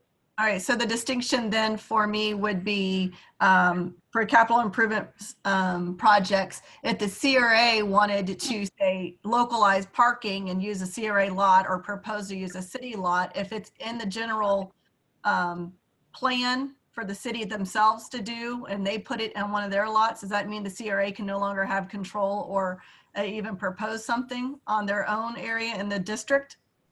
They can If to the extent, go ahead. Go ahead, Cliff, sorry. I said, well, to the extent I understand your question that it's the city's parking lot, in theory, unless y'all have a unique situation, which is possible, everything is the city's at some level, but they're in areas where you have some authority. So there are CRAs who own their own stuff, at least temporarily. I don't know whether that's your situation. So just talking about a parking lot, generally speaking, that's the city's, it's still the city's. Could there be agreements by which you could utilize the parking lot? Sure, there could be and frequently are. Because again, most city assets are also in CRAs and the CRA has to have access to them to do what the CRAs do, but they don't necessarily own them. But the key question is, could you spend CRA dollars to do something with that parking lot? And if the thing that you want to do is something the city is also already planning to do or has planned to do for the last 3 years, sometime in the last 3 years, the answer is no, you can't spend dollars that way. So would, but that would not, if we did build a park, I'm just saying as an example, if the CRA chose to build a parking garage on CRA property, because the council hasn't made it part of their capital improvement projects yet, would that be considered, since it would be city owned, would that be considered building a brick and mortar, which we're not allowed to do? No. You are allowed to do brick and mortar. That's where you're supposed to. The brick and mortar is what you're trying to do. The question is that the kind of project that would be permissible? So for example, you can't do a brick and mortar police station unless you have certain other things in place like interlocal agreements and it's a community policing thing. You can't build a new city hall. Could you build a parking garage? Maybe. It depends on how that addresses the slum or blight that's in your study and finding of blight and fits into your plan, what goal it's trying to accomplish to help eliminate slum or blight or prevent slum or blight. Okay. Then I have one more thing real quick. You had that one slide and I wasn't able to write it down fast enough when it talked about we didn't have to return money, TIF money anymore. There was 4 options, I want to say. Was that as of September 30 this year? Is that what I saw? 19 of last year. 19th of last year. So No, it was September of 19. September 19. So the TIF money that we returned for the South End last year, we would have had to do that because those provisions to redirect said funds was not available. I don't know when you did it, but yes, that's when it went into effect. Bill? At the end of the fiscal year or the beginning of, I forget exactly. Bill probably knows off the top of his head, but it was in September. Cliff, correct me if I'm wrong, but the major change in that part of the statute was just to eliminate the 3-year time frame. It wasn't to say that the first option is still returning the money to the taxing authority. Yeah, it's still there. It's still there as an option. Oh, if we didn't want to though, oops. Sorry. Thanks, Chandra. Go on. Okay. Keep talking, Cliff. Okay, I just wanted to know if that was something, I just had, the last thing I'll just ask, and I'll try to be polite and respectful. And I know that the communications lately that have been given to us has made me a bit of a fiery Francis. And so I'm trying not to take offense to that comment. I did take it personal, Cliff, just so you know, because I have been very frustrated is probably the best way I can say it. And if I apologize. What comment? Oh, just, be patient, polite, and respectful. And I know that I have been a little bit fiery. So I apologize to my local or to my other members. But this isn't what we necessarily paid for, right, Cliff? You're going to still provide us a breakdown of our stuff and what we can. Yeah. We sent today, I think Bill probably can tell you, we sent today the first part of the work product for, I think it's called task number 1 or something like that. But Okay. yeah, that was sent in before we started today. I just wanted to make sure that this wasn't, because this wasn't what I thought it was being. I knew this was a little different. I just wanted to verify. So that's all I really had from the presentation. So thank you. To your Thank you, point, Francis, this Chair. this meeting was originally to hear the results of the Shepherd firm analysis on that. The chairman requested that because of the issues and the talk and the confusion about the budget, that we move the training up to this meeting. So now the regularly scheduled meeting for this month, Mr. Shepherd's firm's presentation on the downtown plan consolidation is the first item on that agenda. And that'll be on the 24th, I think. And not to add to that, but are we still going to be able to have a discussion about our budget and what we want on for next year? Or are we just basically? Let's listen to Ashley and we'll tell you about Let me that. ask, if I may, Mr. Chairman, Mr. Graham, questions? Yeah, so 1 or 2 quick questions. Cliff, you said that we could not give to nonprofits. Is that correct? You cannot give to nonprofits that are not in any way furthering the work of the downtown plan, and to donate to a nonprofit who's doing good work, even if it happens to be in the district. All right. Well, so if we want to put up Christmas decorations, could we do that in the CRA area? Wow, it's an interesting question. You have the first issue of whether or not that's an issue that, depending on what the decorations are we talking a crate? Are we talking, lights and candy canes? But on an absolute level, there would be a good argument to be made, again, depending on whether marketing is in your budget or in your plan, that you could treat that as a marketing expense to try to attract people to come down and patronize your CRA businesses, whatever's down there, if you have it. And that's per an AG opinion. And it was really strangely worded. I've talked about it a number of times at seminars. It says, the AG opinion says that they prefer the CRA statute favors bricks and mortar development and not essentially soft kinds of costs like job training and such as that. But he goes, or he or she, I can't remember, I think he goes on to say, I cannot say that you would not be allowed to spend marketing to market your CRA, but it same opinion says you can't give money to nonprofits. So that's what it says. But if the Boy Scouts of America were hanging your Christmas lights, then that would be okay. That's a donation, depending on how they did it, that would be a donation to the CRA, yes. And that's why one of the funding sources that we talked about in addition to grants and TIF was donations. Okay, thank you. Thank you. Thank you, Cliff. And thank you. Ashley, let us begin. This is going to be a very, hopefully, detailed conversation. And I would pose to everyone that as we move along with this, because it is now about 4:25, we lose Sam at 5. If there's a desire to keep going, we can. If we get into the really details on this, we could also, by your, as you wish, take the rest of it to the meeting on the 24th as well. But we are under time frames on the budget, so let's get into it and let's get our questions ready in terms of process. Ashley, thank you. Thank you, Cliff, by the way, very much. And I'm going to unmute for this portion because Ashley's going to do the You formal should. presentation. And I'm going to provide the color commentary at occasional points. But let us be mindful of everyone's time, but let's be mindful this is a very serious conversation and we want to take all the time we need to do it. And if that has to be on the 24th, I would say that we should consider that as well. Thank you. James, do you want me to stay here for this or do you want me to go? I would say, Cliff, that is totally up to you. I'm at your disposal. I just want to make sure you're happy. Well, it might be helpful for you to stay. There might be something you may want to. No problem. I'm here. As it relates to law. Thank you. Well, hello, I'm Ashley Gossett. I'm the CFO here with the city. Bill asked me to give a little talk about the budget process that the city utilizes. In the interest of time, I think I've got some items that overlap with Mr. Shepherd and City Attorney Ambrosio, so I'll kind of fast forward through those. First, as a kind of overview of what the budget timeline looks like, the city begins its budget process in January with initial revenue and expense projections. In March, we discussed this 5-year CIP plan, and the CRA related projects are incorporated into that 5-year CIP plan. And I'll talk about that in just a moment. In April, the operating budgets are developed, which is the payroll projections, the general operating costs, and they're presented to the city manager in May. In August, we begin the workshops presenting almost a fully formed budget to the city council and also to the CRA. It'll go, I believe, in the next meeting in August, the CRA will be asked to review its budget. And then in the month of September, the city council adopts both the budget and the millage rate. And the city council does adopt the CRA budget as well. So if we can go to the next slide.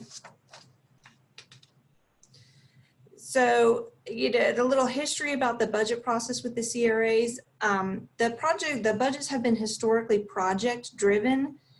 There was very little operating costs within the CRA, kind of the minor allocations and payroll. So what the process was the CRA added the projects to the plan and set the priorities. And then the city staff took those projects and priorities and developed a logical order for the projects to take place and then submitted that to the planning and development director. And then the city staff would advance those projects through the capital or through the 5-year capital improvement plan. So if you can go to the next slide.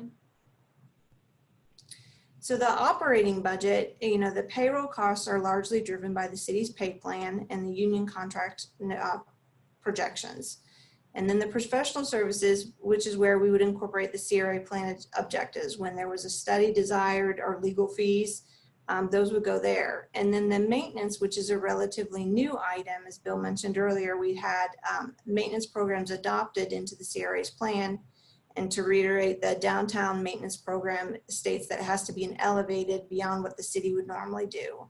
And the South Beach plan allows for TIF monies to be used to maintain what the TIF had funded to build. And then the other operating costs that are in, they're minor internal service charges, bank fees, etc.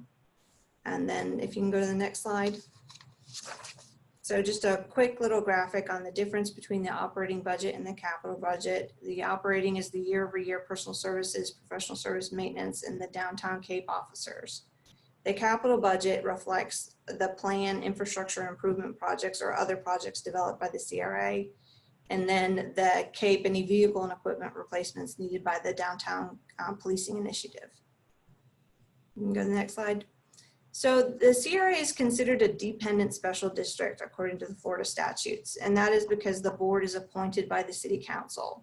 And because it is a dependent special district, its budget is contained within the budget of the local governing authority.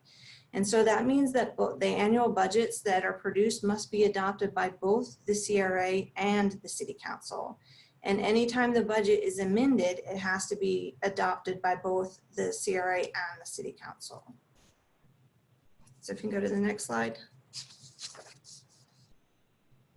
So the question that was asked is like, how is a planned project budgeted? And so there's a couple different ways that we add projects to the budget. The first is a future project. If the CRA develops a new project within the plan, typically we add it to the 5-year capital improvement plan in year 5, assuming that it'll occur after the projects that are already in the queue.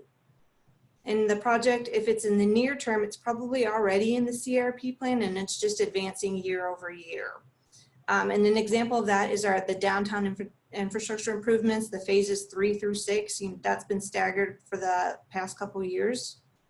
And a third way we budget for projects is within the next year. So if we develop something this year, we can put it into the original budget and it would be included in the original budget adoption. And an example of that is the South Beach Ocean Project terrace construction. That had been in the CIP plan and it was advancing. And so we anticipate in fiscal 2020, we will move forward with that project.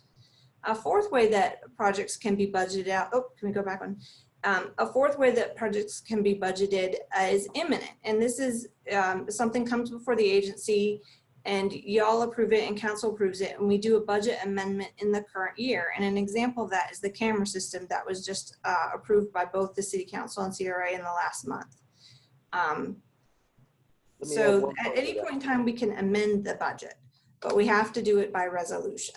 And one point I want to add to that is in terms of that additional camera equipment and enhancement, The CRA's job when that was brought to you was to say, is this in support of a CRA directive? Well, the downtown police Cape, or the Cape unit, is a specific objective of the downtown CRA, and this camera system is vital to the enforcement of that Cape. So the CRA correctly said, yes, this is in support of our directives for the downtown district, and they approved the additional expense. That's the extent to which you vet that project for whether it's consistent with the plan or not in that specific instance. I just want to add that. Sorry.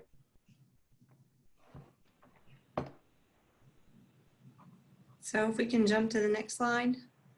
The second question that was asked is what triggers a city council approval for purchasing? According to the state statutes that Mr. Shepherd talked about earlier, the CRA must procure all commodities and services under the same purchasing processes and requirements that apply to our city. So our city's purchasing policy says that the city council must award all competitive bids. And even if the project's already in the budget, especially when we have these infrastructure projects, you know, we set aside the money for it, but then we put out the RFP and we decide we want to award it to a particular vendor. That award must be approved by the city council. So that's where you'll see it go to the agency and then on to the council. Our purchasing policy also says that if there's an expenditure over $25,000 that's not already in the budget, it has to go back before the council and the CRA, then the council. And a third reason that would trigger council approval for purchasing is if we're entering into a binding agreement between the vendor and the city. Our city charter says that the contracts must be signed by the mayor and the city manager. And I think City Attorney Ambrosio spoke to that a little bit earlier. So those are the reasons that things would go from the agency on to the city council, even if budget dollars are set aside for something. So I think I kind of breezed through that really quickly. So I'm sure there's questions. Actually, this is Jim. Would you mind talking a little bit about this year's budget and the role of the agency in looking and examining this year's budget and what's in it and how it works? Because has that actually been provided to the agency yet?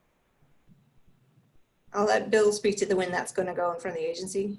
No, sir, it has not. I just had my budget workshop with the city council to approve the proposed next year's budget.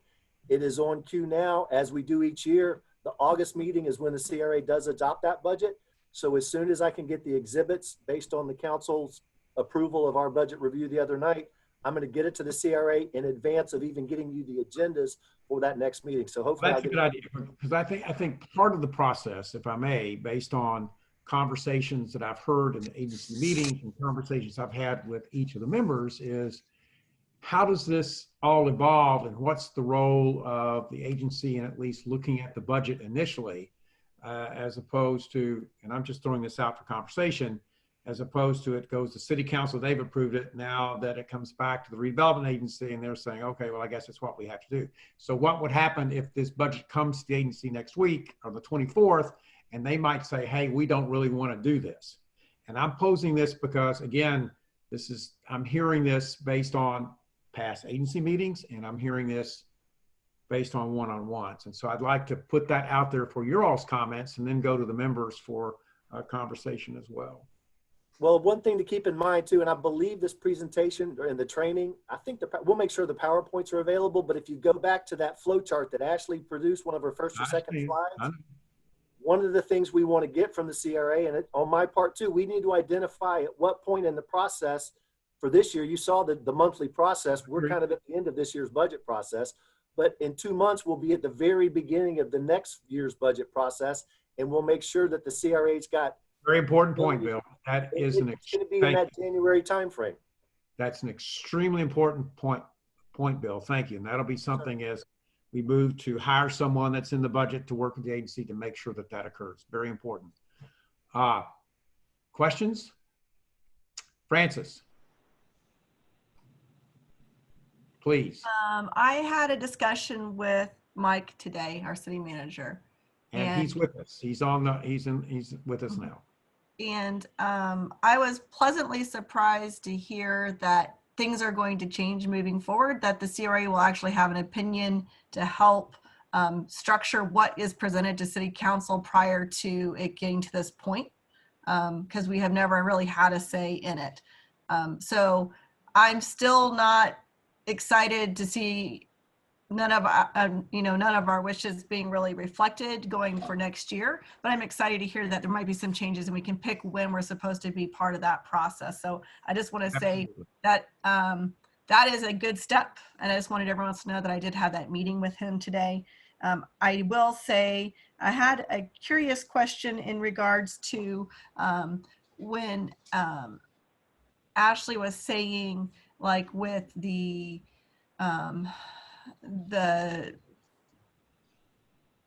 camera.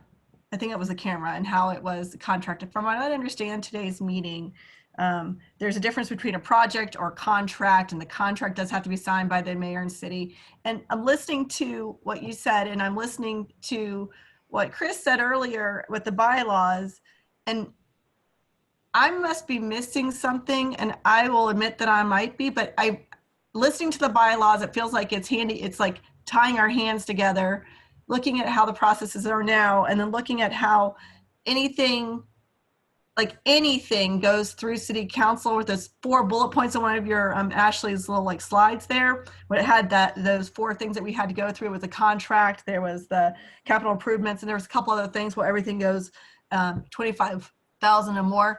Is there any, and I hope that maybe we can get this answer when we talk to Cliff again, but is there anything we can do, or do we have to get the bylaws changed so we can do something? Because it sounds like bylaw way, we can't do anything, even though the statute says we can. It sounds like getting contracts or getting extra money or even putting something in the budget, we can't do because everything has to go through city council. It feels like we're not part of the budgeting process. And I'm just making sure that we're not irrelevant, because if we can't do anything, then we're just so much of a talking heads. And I know that Cliff is going to give us what we can and can't do later and what's appropriate in our plan still. But I guess my question is there anything we can do? Because that's kind of where I'm feeling like we have nothing to do with this budget and it's going to be presented to us.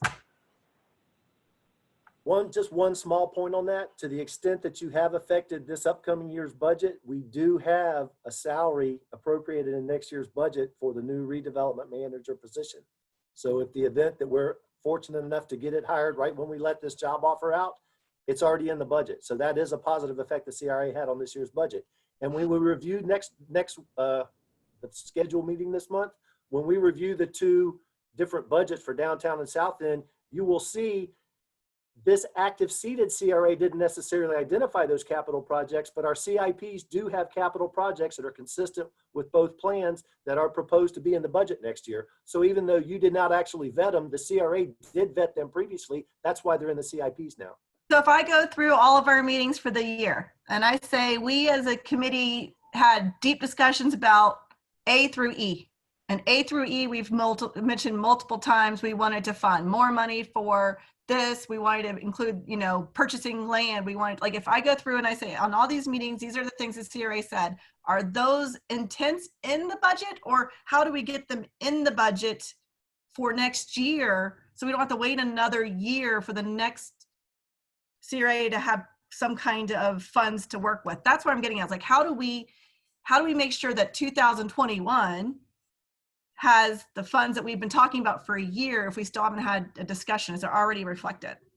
I think one thing that would really help going forward is when we have these individually put out items, is to make sure when they're discussed at the end, we know whether there's a consensus or not. And it doesn't just remain, well, I still want to get this done. We need to have consensus. And when we get to the point where we don't, then we need to move on to something else. Do we have consensus on this? Because, and it's not a personal directed at any one of the members, but we get these fragmented inputs and we don't necessarily always flush them out. We did flush out. We do need it. I do need help. Thank you very much. We do need that position. But some of these other items, even to go through the minutes or listen to the tapes, they weren't necessarily already carried out. Okay, did I get the buy-in of the group? Do we all agree to that? So that's just a point, hopefully a positive comment. Right.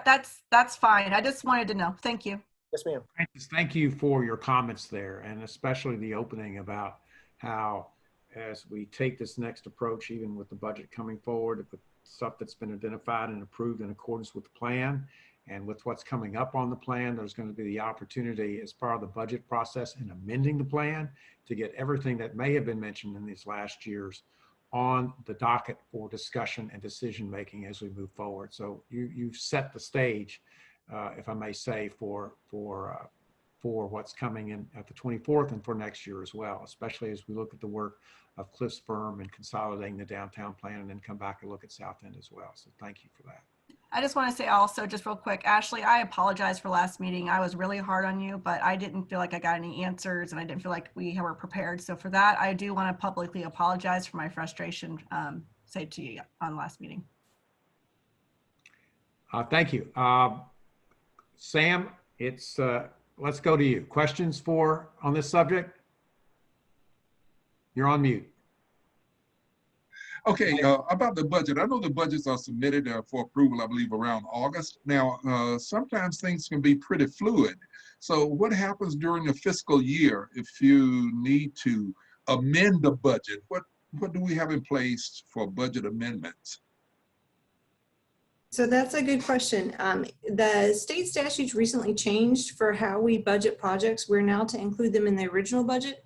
But what we've done in previous years, and we may continue to do, is we may amend you may amend the budget at any point in time throughout the year by resolution.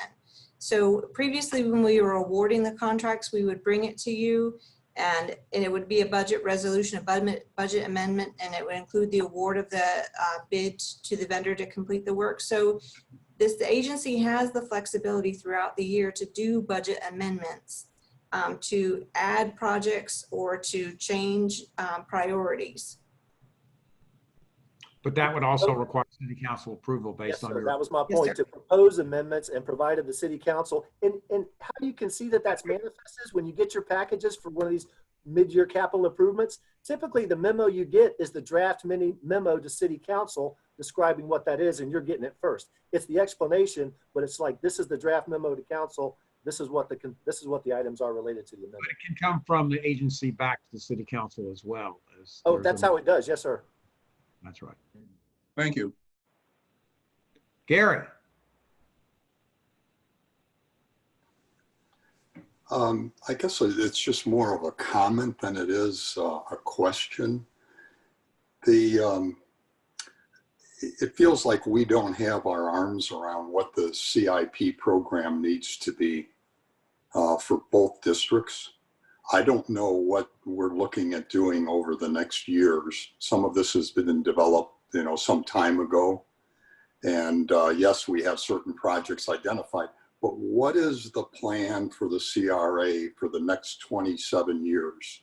We've got another 27 years of existence. In that period of time for the downtown district, roughly we've got $160 million worth of money coming in to the CRA. At South District, it's roughly $110 million. What are we going to do with those funds to really improve those areas as allowed by state statutes and so forth? But how are those funds going to be spent? And what projects are we going to be putting it into? What is the plan that we have as a group to really move this city forward? And that's where I think we really need to get focused. And I don't see that happening. There was supposed to be a conversation in March based on Ashley's schedule about the CIP program. That's when the CIP projects are adopted. Well, agreed, we had the virus and we didn't have those meetings, but I think it's vitally important that we have those meetings, we have those discussions, and we know how we're going to proceed and move forward as a CRA. I think we're going to, based on what I'm seeing right now, for this next year, we're going to kind of flounder. We don't, other than past projects that have been approved, we don't have anything else in the pipeline for how we're going to move forward. Enough of my 2 cents. Well, and Bill, jump in here too, but I think part of that work will begin at the meeting on the 24th when we start looking at the consolidated downtown plan that Cliff's work is doing that will give us an ideas on that. And then as we work through it, Bill, the next thing would have to be done, it would seem to me as a suggestion, is let's look at the South End as well and get them both on the books to start the conversation to identify what needs to be done or what's been completed and doesn't need to be done, but to have a robust conversation about that. Bill, To Bill was you're still working on a budget for the South District as to the CIP projects, from what I understand, based on my list of projects and other things that Public Works still thinks needs to be done. We haven't had those conversations, but yet we're moving forward with a budget that I don't think includes any of that stuff. But that's not to say that the budget can't be amended as those projects are identified, as it says, look, the plan already says we can do it. It's not in the CIP.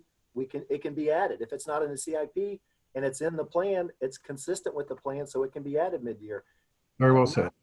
Not being in the initial adopted budget is not necessarily negative and we can't get it done. It's just something we have to do mid-year. And as Ashley pointed out, we've been doing mid-year budget mods historically for the last 30 years. It's just by statute. Now we have to do it up front. And all we're saying is our CIPs identify certain projects we know that are going to go forward. And to your, when I send you the proposed budget, I'm also going to send you the Public Works and Park Recreation CIP. So that's what you'll see what's in the pipe right now. But as we've spoken in conversations in our workshops, we know we want to do something with the vacant lot on the corner of South Beach Parkway and Marsh Landing, or in Jacksonville Drive. And we've talked about doing the trail system. That's something we could address and get into the, maybe the first couple of months of next year. We say, wow, let's put out an RFP for design for those. We'll identify the amount and we can put it in the budget at that time. So it's not that if we don't have it in the initial budget, all's forlorn and we need to wait till next year to get into the 22 cycle. Yeah. And I guess my reason for my comment and my urgency is that, you know, we gave monies back because we didn't have projects to put it into. And so I want to help prevent that from happening as we move forward, that we're not continuing to return money if, you know, if we still have projects that are out there. So I think we as a CRA have a lot of work to do in the next few months to really get our arms around projects so that by early next year, we know what our CIP program needs to be and how we need to budget for it for the following year. Point taken. Agreed. Thank you. Gary. Jeff. Okay. With respect to the upcoming budget that we'll be approving in our next couple meetings, one of my areas of concern and wish lists, and I assume shared by the others, is enhanced maintenance, for example. And that we're usually, I guess, presented with a, you know, 1 or 2 line items in the proposed budget, maybe a description of what some of the major items are in that. But if we could, because we're still in the process of approving, and we have a lot of things that we've talked about and maybe didn't get identified as a consensus, but if we had, say, Parks and Recreation and Public Works come to our next meeting where we talk about the budget and go, I assume there's a detailed line by line, cutting palm trees, this amount, street pressure washing, this amount, and the various other items that will go into the lump sum 300,000 or whatever it is. If we could be able to, you know, get that specific, sorry, that's going to ring, specific line item, and then maybe discuss what things might be added or changed or further enhanced, rather than just punting that forward for another year until we have an administrator. So I'd like to have an opportunity to address the specifics of that for the upcoming year. Bill, will that opportunity be there for during the budget hearing? We've got that opportunity. I'll make sure that Public Works and Parks and Maintenance are both, Parks and Rec. I'm trying to think of the maintenance. Yeah, Jason can be there to tell you. In fact, the Parks and Maintenance budget for the South End, I will tell you, I believe it's annually $50,000. We'll get the Parks and Recreation Director at the meeting to describe what's entailed in that, what he thinks that will accomplish. If you as a group say, hey, we think we also need to branch out, maybe we need to redo the medians, we can add that up. And as long as we've got an estimate, a good estimate for what the value is, we can request that they add that onto the, to the budget. And Jeff, you're talking about downtown. Break down what it goes into. In this case, I was talking about the South End. Sorry, Jeff? Can we get a detailed breakout of what goes into the enhanced maintenance budgets for both? I will have Public Works and Parks and Recreation to be there to describe what those maintenance dollars are, because it's their departmental responsibility to carry out those items. So I want to hear from yeah, I'll bring them to the next meeting. No problem. That's it. If I may, just a quick comment. It has to focus on CRA related work efforts, not what their budget is, because I've watched all of the budget meetings here over the last several weeks, and their focus is citywide. What we need is what's specific to the CRA within their budgets. Right. And that's what I'll have. That's why I'll have them at the meeting, at the next meeting, to tell you what the CRA portion of their budget is. But as Ashley told you, it's, excuse me, it's the departmental budgets, and they already know, because of the historical nature of both of our plans, they've had projects identified for many years. They're rolled into their departmental budgets because practically they're the departments that carry out the work. Unless, like you said, if it's not happening quick enough, by your empowerment, you may say, hey, let's get a consultant to do all this. We don't want to, we don't want to wait for Public Works to come up with some scheduled mulch program for downtown to replace it with the plastic mulch. Let's get a private firm to figure out what the need is, and maybe to even do that maintenance. If Public Works says, well, we don't have the manpower to do it, maybe the CRA decides, hey, well, let's get a private company to do that enhanced maintenance. Thank you. I'm trying to talk, but I'm trying to keep up my notes too. So I'm All right, Mr. Chairman, Mr. Graham. No questions. Francis? Yes, ma'am. You're on mute. Unmute. Sorry. There you go. Can I just ask a question in regards to that enhanced mulch example? Maybe Ashley can help me understand it. So if we have in our budget, let's say $30,000 or $300,000 for maintenance, and if that includes what Parks and Recs would want to do, and they can't get to it, and we as a CRA choose to not wait, and we as a CRA choose to hire someone else to do it. I thought in the past, we were told we'd have to go into a contract with someone, but with the last stuff, we were just told the contracting meant that we'd have to go to city council and get the city manager and the mayor to sign. Is there a way we as a CRA can hire Bob local and just have him do a maintenance thing, or like a project for us without us having to go through and getting the whole budget re-amended to have that one project done? Is there any way we can financially avoid that? Is my question making kind of sense?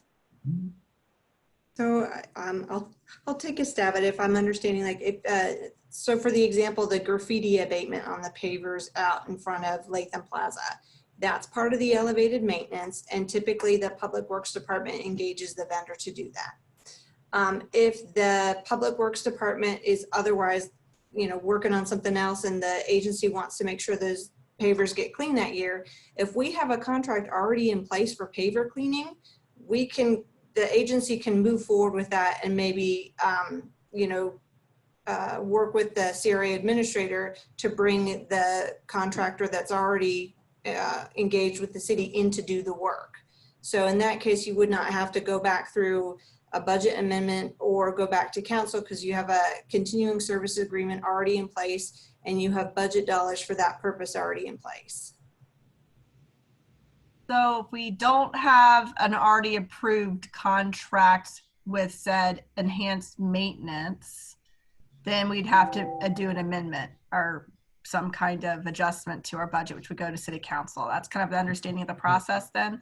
So Formal procurement. so then, is there any way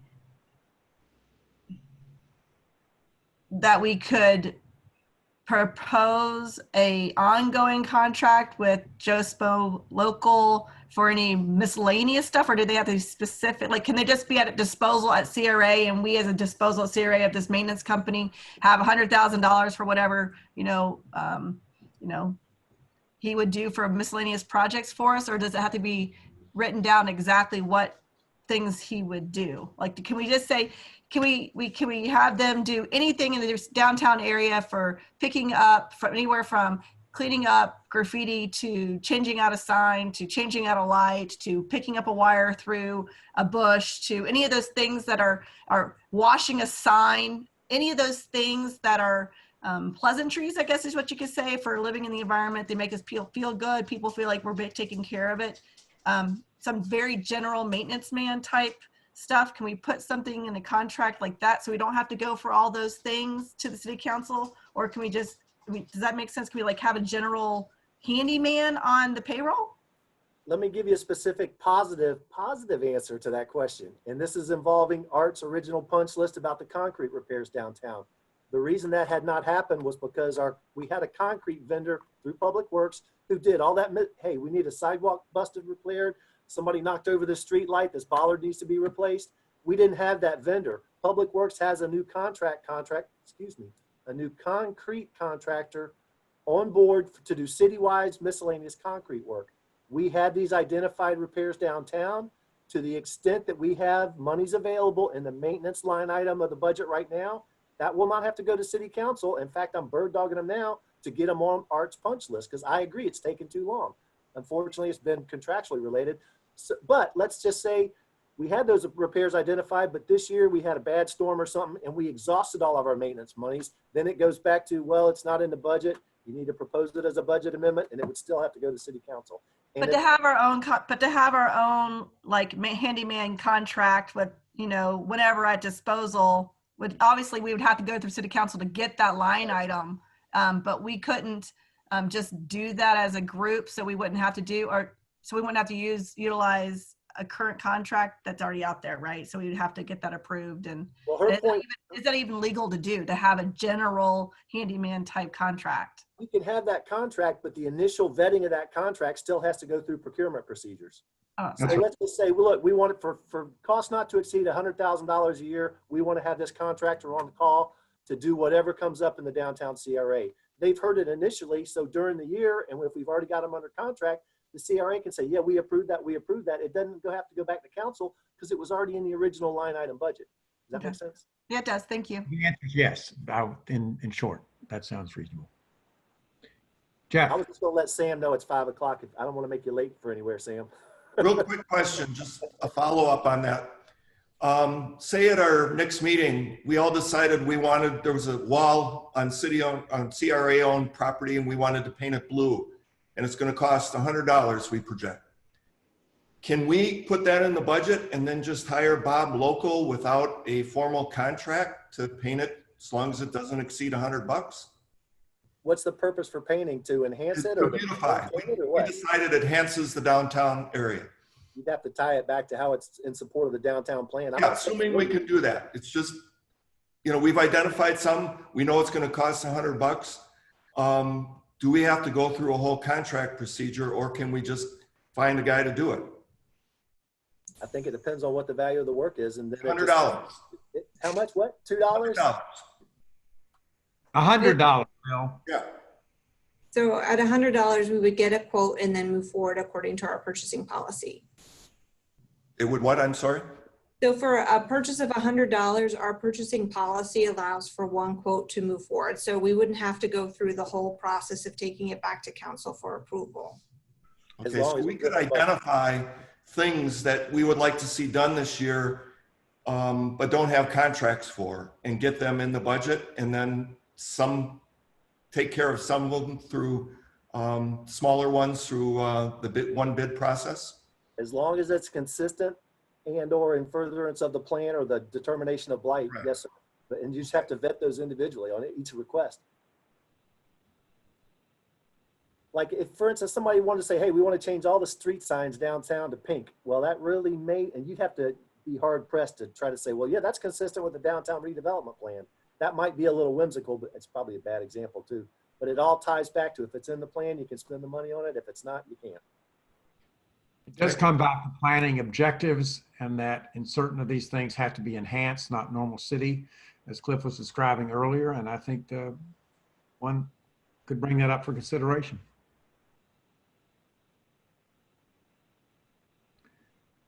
We've lost Sam. Very good.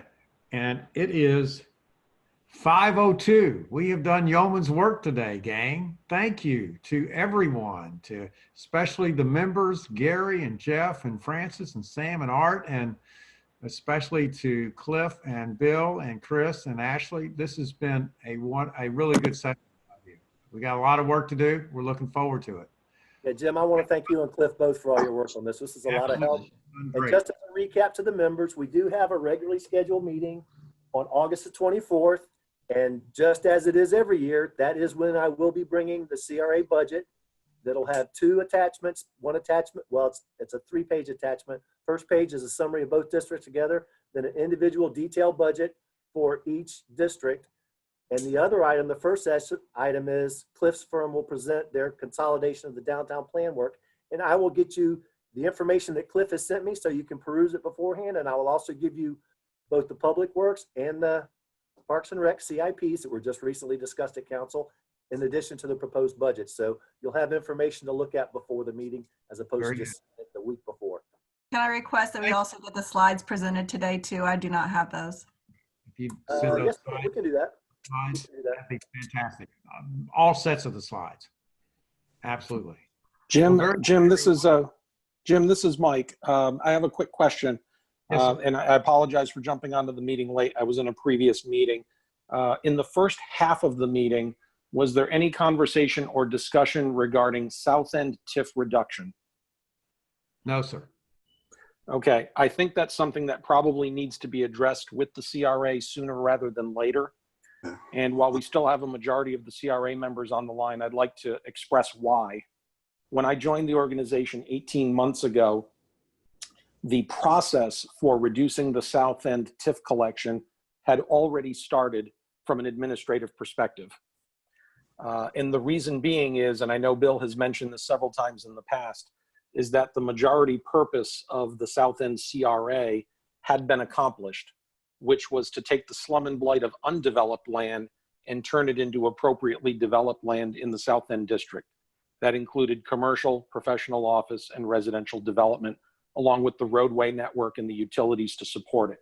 There are still some undeveloped properties that are in the South End, but from the perspective of eliminating slum and blight in the South End of the city, there is a light at the end of the tunnel with regards to the capital portion of that particular CRA district. The conversation has been with regards to reducing that South End TIF and making the transition from new capital to operation and maintenance of the existing capital that had already been built. The reason I say this is a conversation that needs to be held sooner rather than later with the CRA is from the perspective that the finance department had already started the process of relying on a portion of the general fund revenues in the South End TIF being reverted back into the general fund for the city. And that means that the longer we go without those collections, that's portions of reserves that we may be dipping into in order to cover the differential. And as the city manager, my responsibility isn't just to one portion of the city, it's to the city as a whole. And as a lot of people pointed out today, the park system and the development patterns that are in the South End of the city are truly the envy of the entire city of Jacks Beach. We've just held a series of community conversations where the overwhelming majority said, we wish we were more like the South Beach area. So the more that we invest and build up the South End with what might be perceived as projects that aren't necessary but are just nice to have, it's going to create a larger disparity with the central and northern portions of the city because there are general fund revenues that are trapped within that TIF district that cannot be used for things such as the enhancement of Penbin Park north of Beach Boulevard, the enhancement of Gonzalez Park, and the creation of an urban trail system in other portions of the city, as an example. So I know that there is a desire from many of the CRA members to, quote, not give money back. But they also need to remember a portion of that money is not just the city of Jacksonville's, it's also the city of Jacksonville Beaches, which will supplement making enhancements in other portions of the city where there is currently no investment in redevelopment in some of these amenities because it's all being spent at the South End. So I think that there needs to be some conversation about if there is going to be a reduction, when is the appropriate time to do it and the appropriate level. And Mike, also, what is the actual amount that we're talking about? Because when you get down to it, if we talk 50% reduction, of that 50%, 65% of it goes back to the city of Jacksonville, and the city of Jacksonville Beach gets 35%, which amounts to what, maybe $700,000, $800,000? Yep. And that's $700,000 or $800,000 is a whole lot of improvements that could be used in other portions of the city than just the south end. I can take you to CRA districts around the state that are truly still fighting a slum and blight issue. And I'll be honest with the CRA, when I got here to the city of Jacks Beach and I drove through the south end of the district, I struggled to find what I would define as slum and blight. So again, I think it's a conversation that needs to be held sooner rather than later, because if we end up with not doing a reduction of the south end TIF, then we may need to make reductions in other portions of the city budget. So I just want to put that on everybody's radar, that it's not an issue that we should take lightly, and it's not something that we should plan on doing projects in that south end TIF that are just nice to have or might be perceived as icing on the cake for the rest of the city, while the rest of the city is looking to just get sidewalks, get some street trees, or get their park improved. Yeah. And Mike, you know, in the past, that's not what I've talked about, but, you know, it's like we don't have our arms around what truly are the projects that are left to be done in the South District. So, you know, Public Works came up with a list of $24 million worth of things that need to be done at the beginning of the year. We've got a list of projects that were developed back in 2011. Nobody's been able to tell me which ones have been completed and which ones haven't. I'm trying to understand what is the scope of what we have left to do. And nobody has their arms around that aspect of it. And before we start talking about giving money back, let's make sure that we all are in agreement as to what these items are. Oh, I agree. And I think that's why it's good that we're doing this exercise now of going through the project list and consolidating the plans so that we have the opportunity to look at that project list, discuss what potential new projects may be out there, and move forward accordingly. But I just want to make sure that the CRA is along the same lines, that just because we're planning on collecting over $100 million doesn't mean we need to figure out how to spend $100 million. The CRA is established for a purpose, and when that purpose is achieved, anything that you continue to do in the CRA starts to raise the eyebrows of the overarching governing agencies, which would be both the county and the state.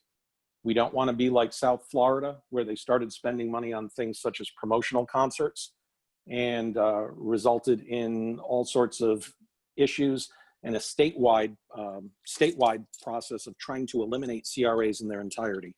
We don't want to be the poster child for mismanagement of CRAs or going too far off the rails. Right. May I ask a question as well to Mike, specifically in regards to what Gary and he is talking about? Absolutely, yeah. Okay. So Mike, can I assume, or would it be accurate for me to say that for those talks that we have in regards to the South District should include completing said things we know the city's overall objective is?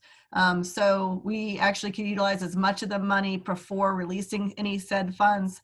For example, your greenscapes that everyone in all those meetings we've been in, let's make sure that those are completed in our area before releasing said funds. And in addition to that, is my understanding, and Bill, you can correct me if I'm wrong on this, but the big playground area, we've not been able to put maintenance on any of that because they were donated, or they were not created or built by us as a capital improvement project. So would it make more sense for us as a CRA to build those, like to knock them down and recreate them or make them better, enhance them, so we have future control of maintenance? Or is that something the city budget would take care of if we didn't? You are correct that the CRA did not pay for the Sunshine Park component of that park. And we've done really well with steering clear and using general parks and recreation money to maintain that.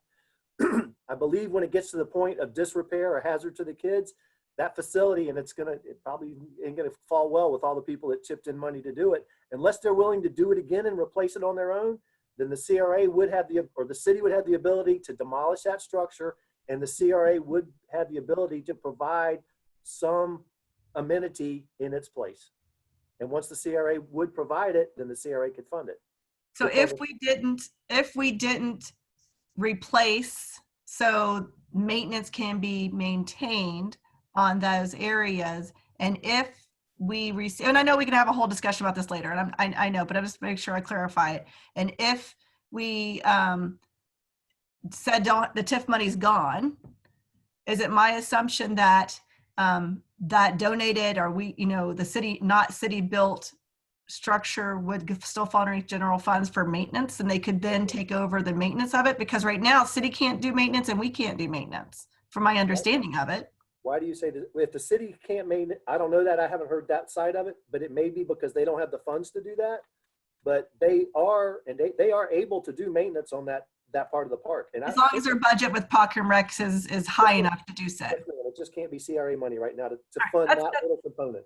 That's all I really want to know. We can have a bigger, deeper discussion about that area later. I just wanted to make sure I understood, because I know the CRA money we have coming, we could replace that park and use those funds that way. But if there's no point in that and the city still would have maintenance to do so, then it makes no sense to waste said money. That's what I was getting at. A similar example is the nice surfer statues that were donated to the city by the Johnson family.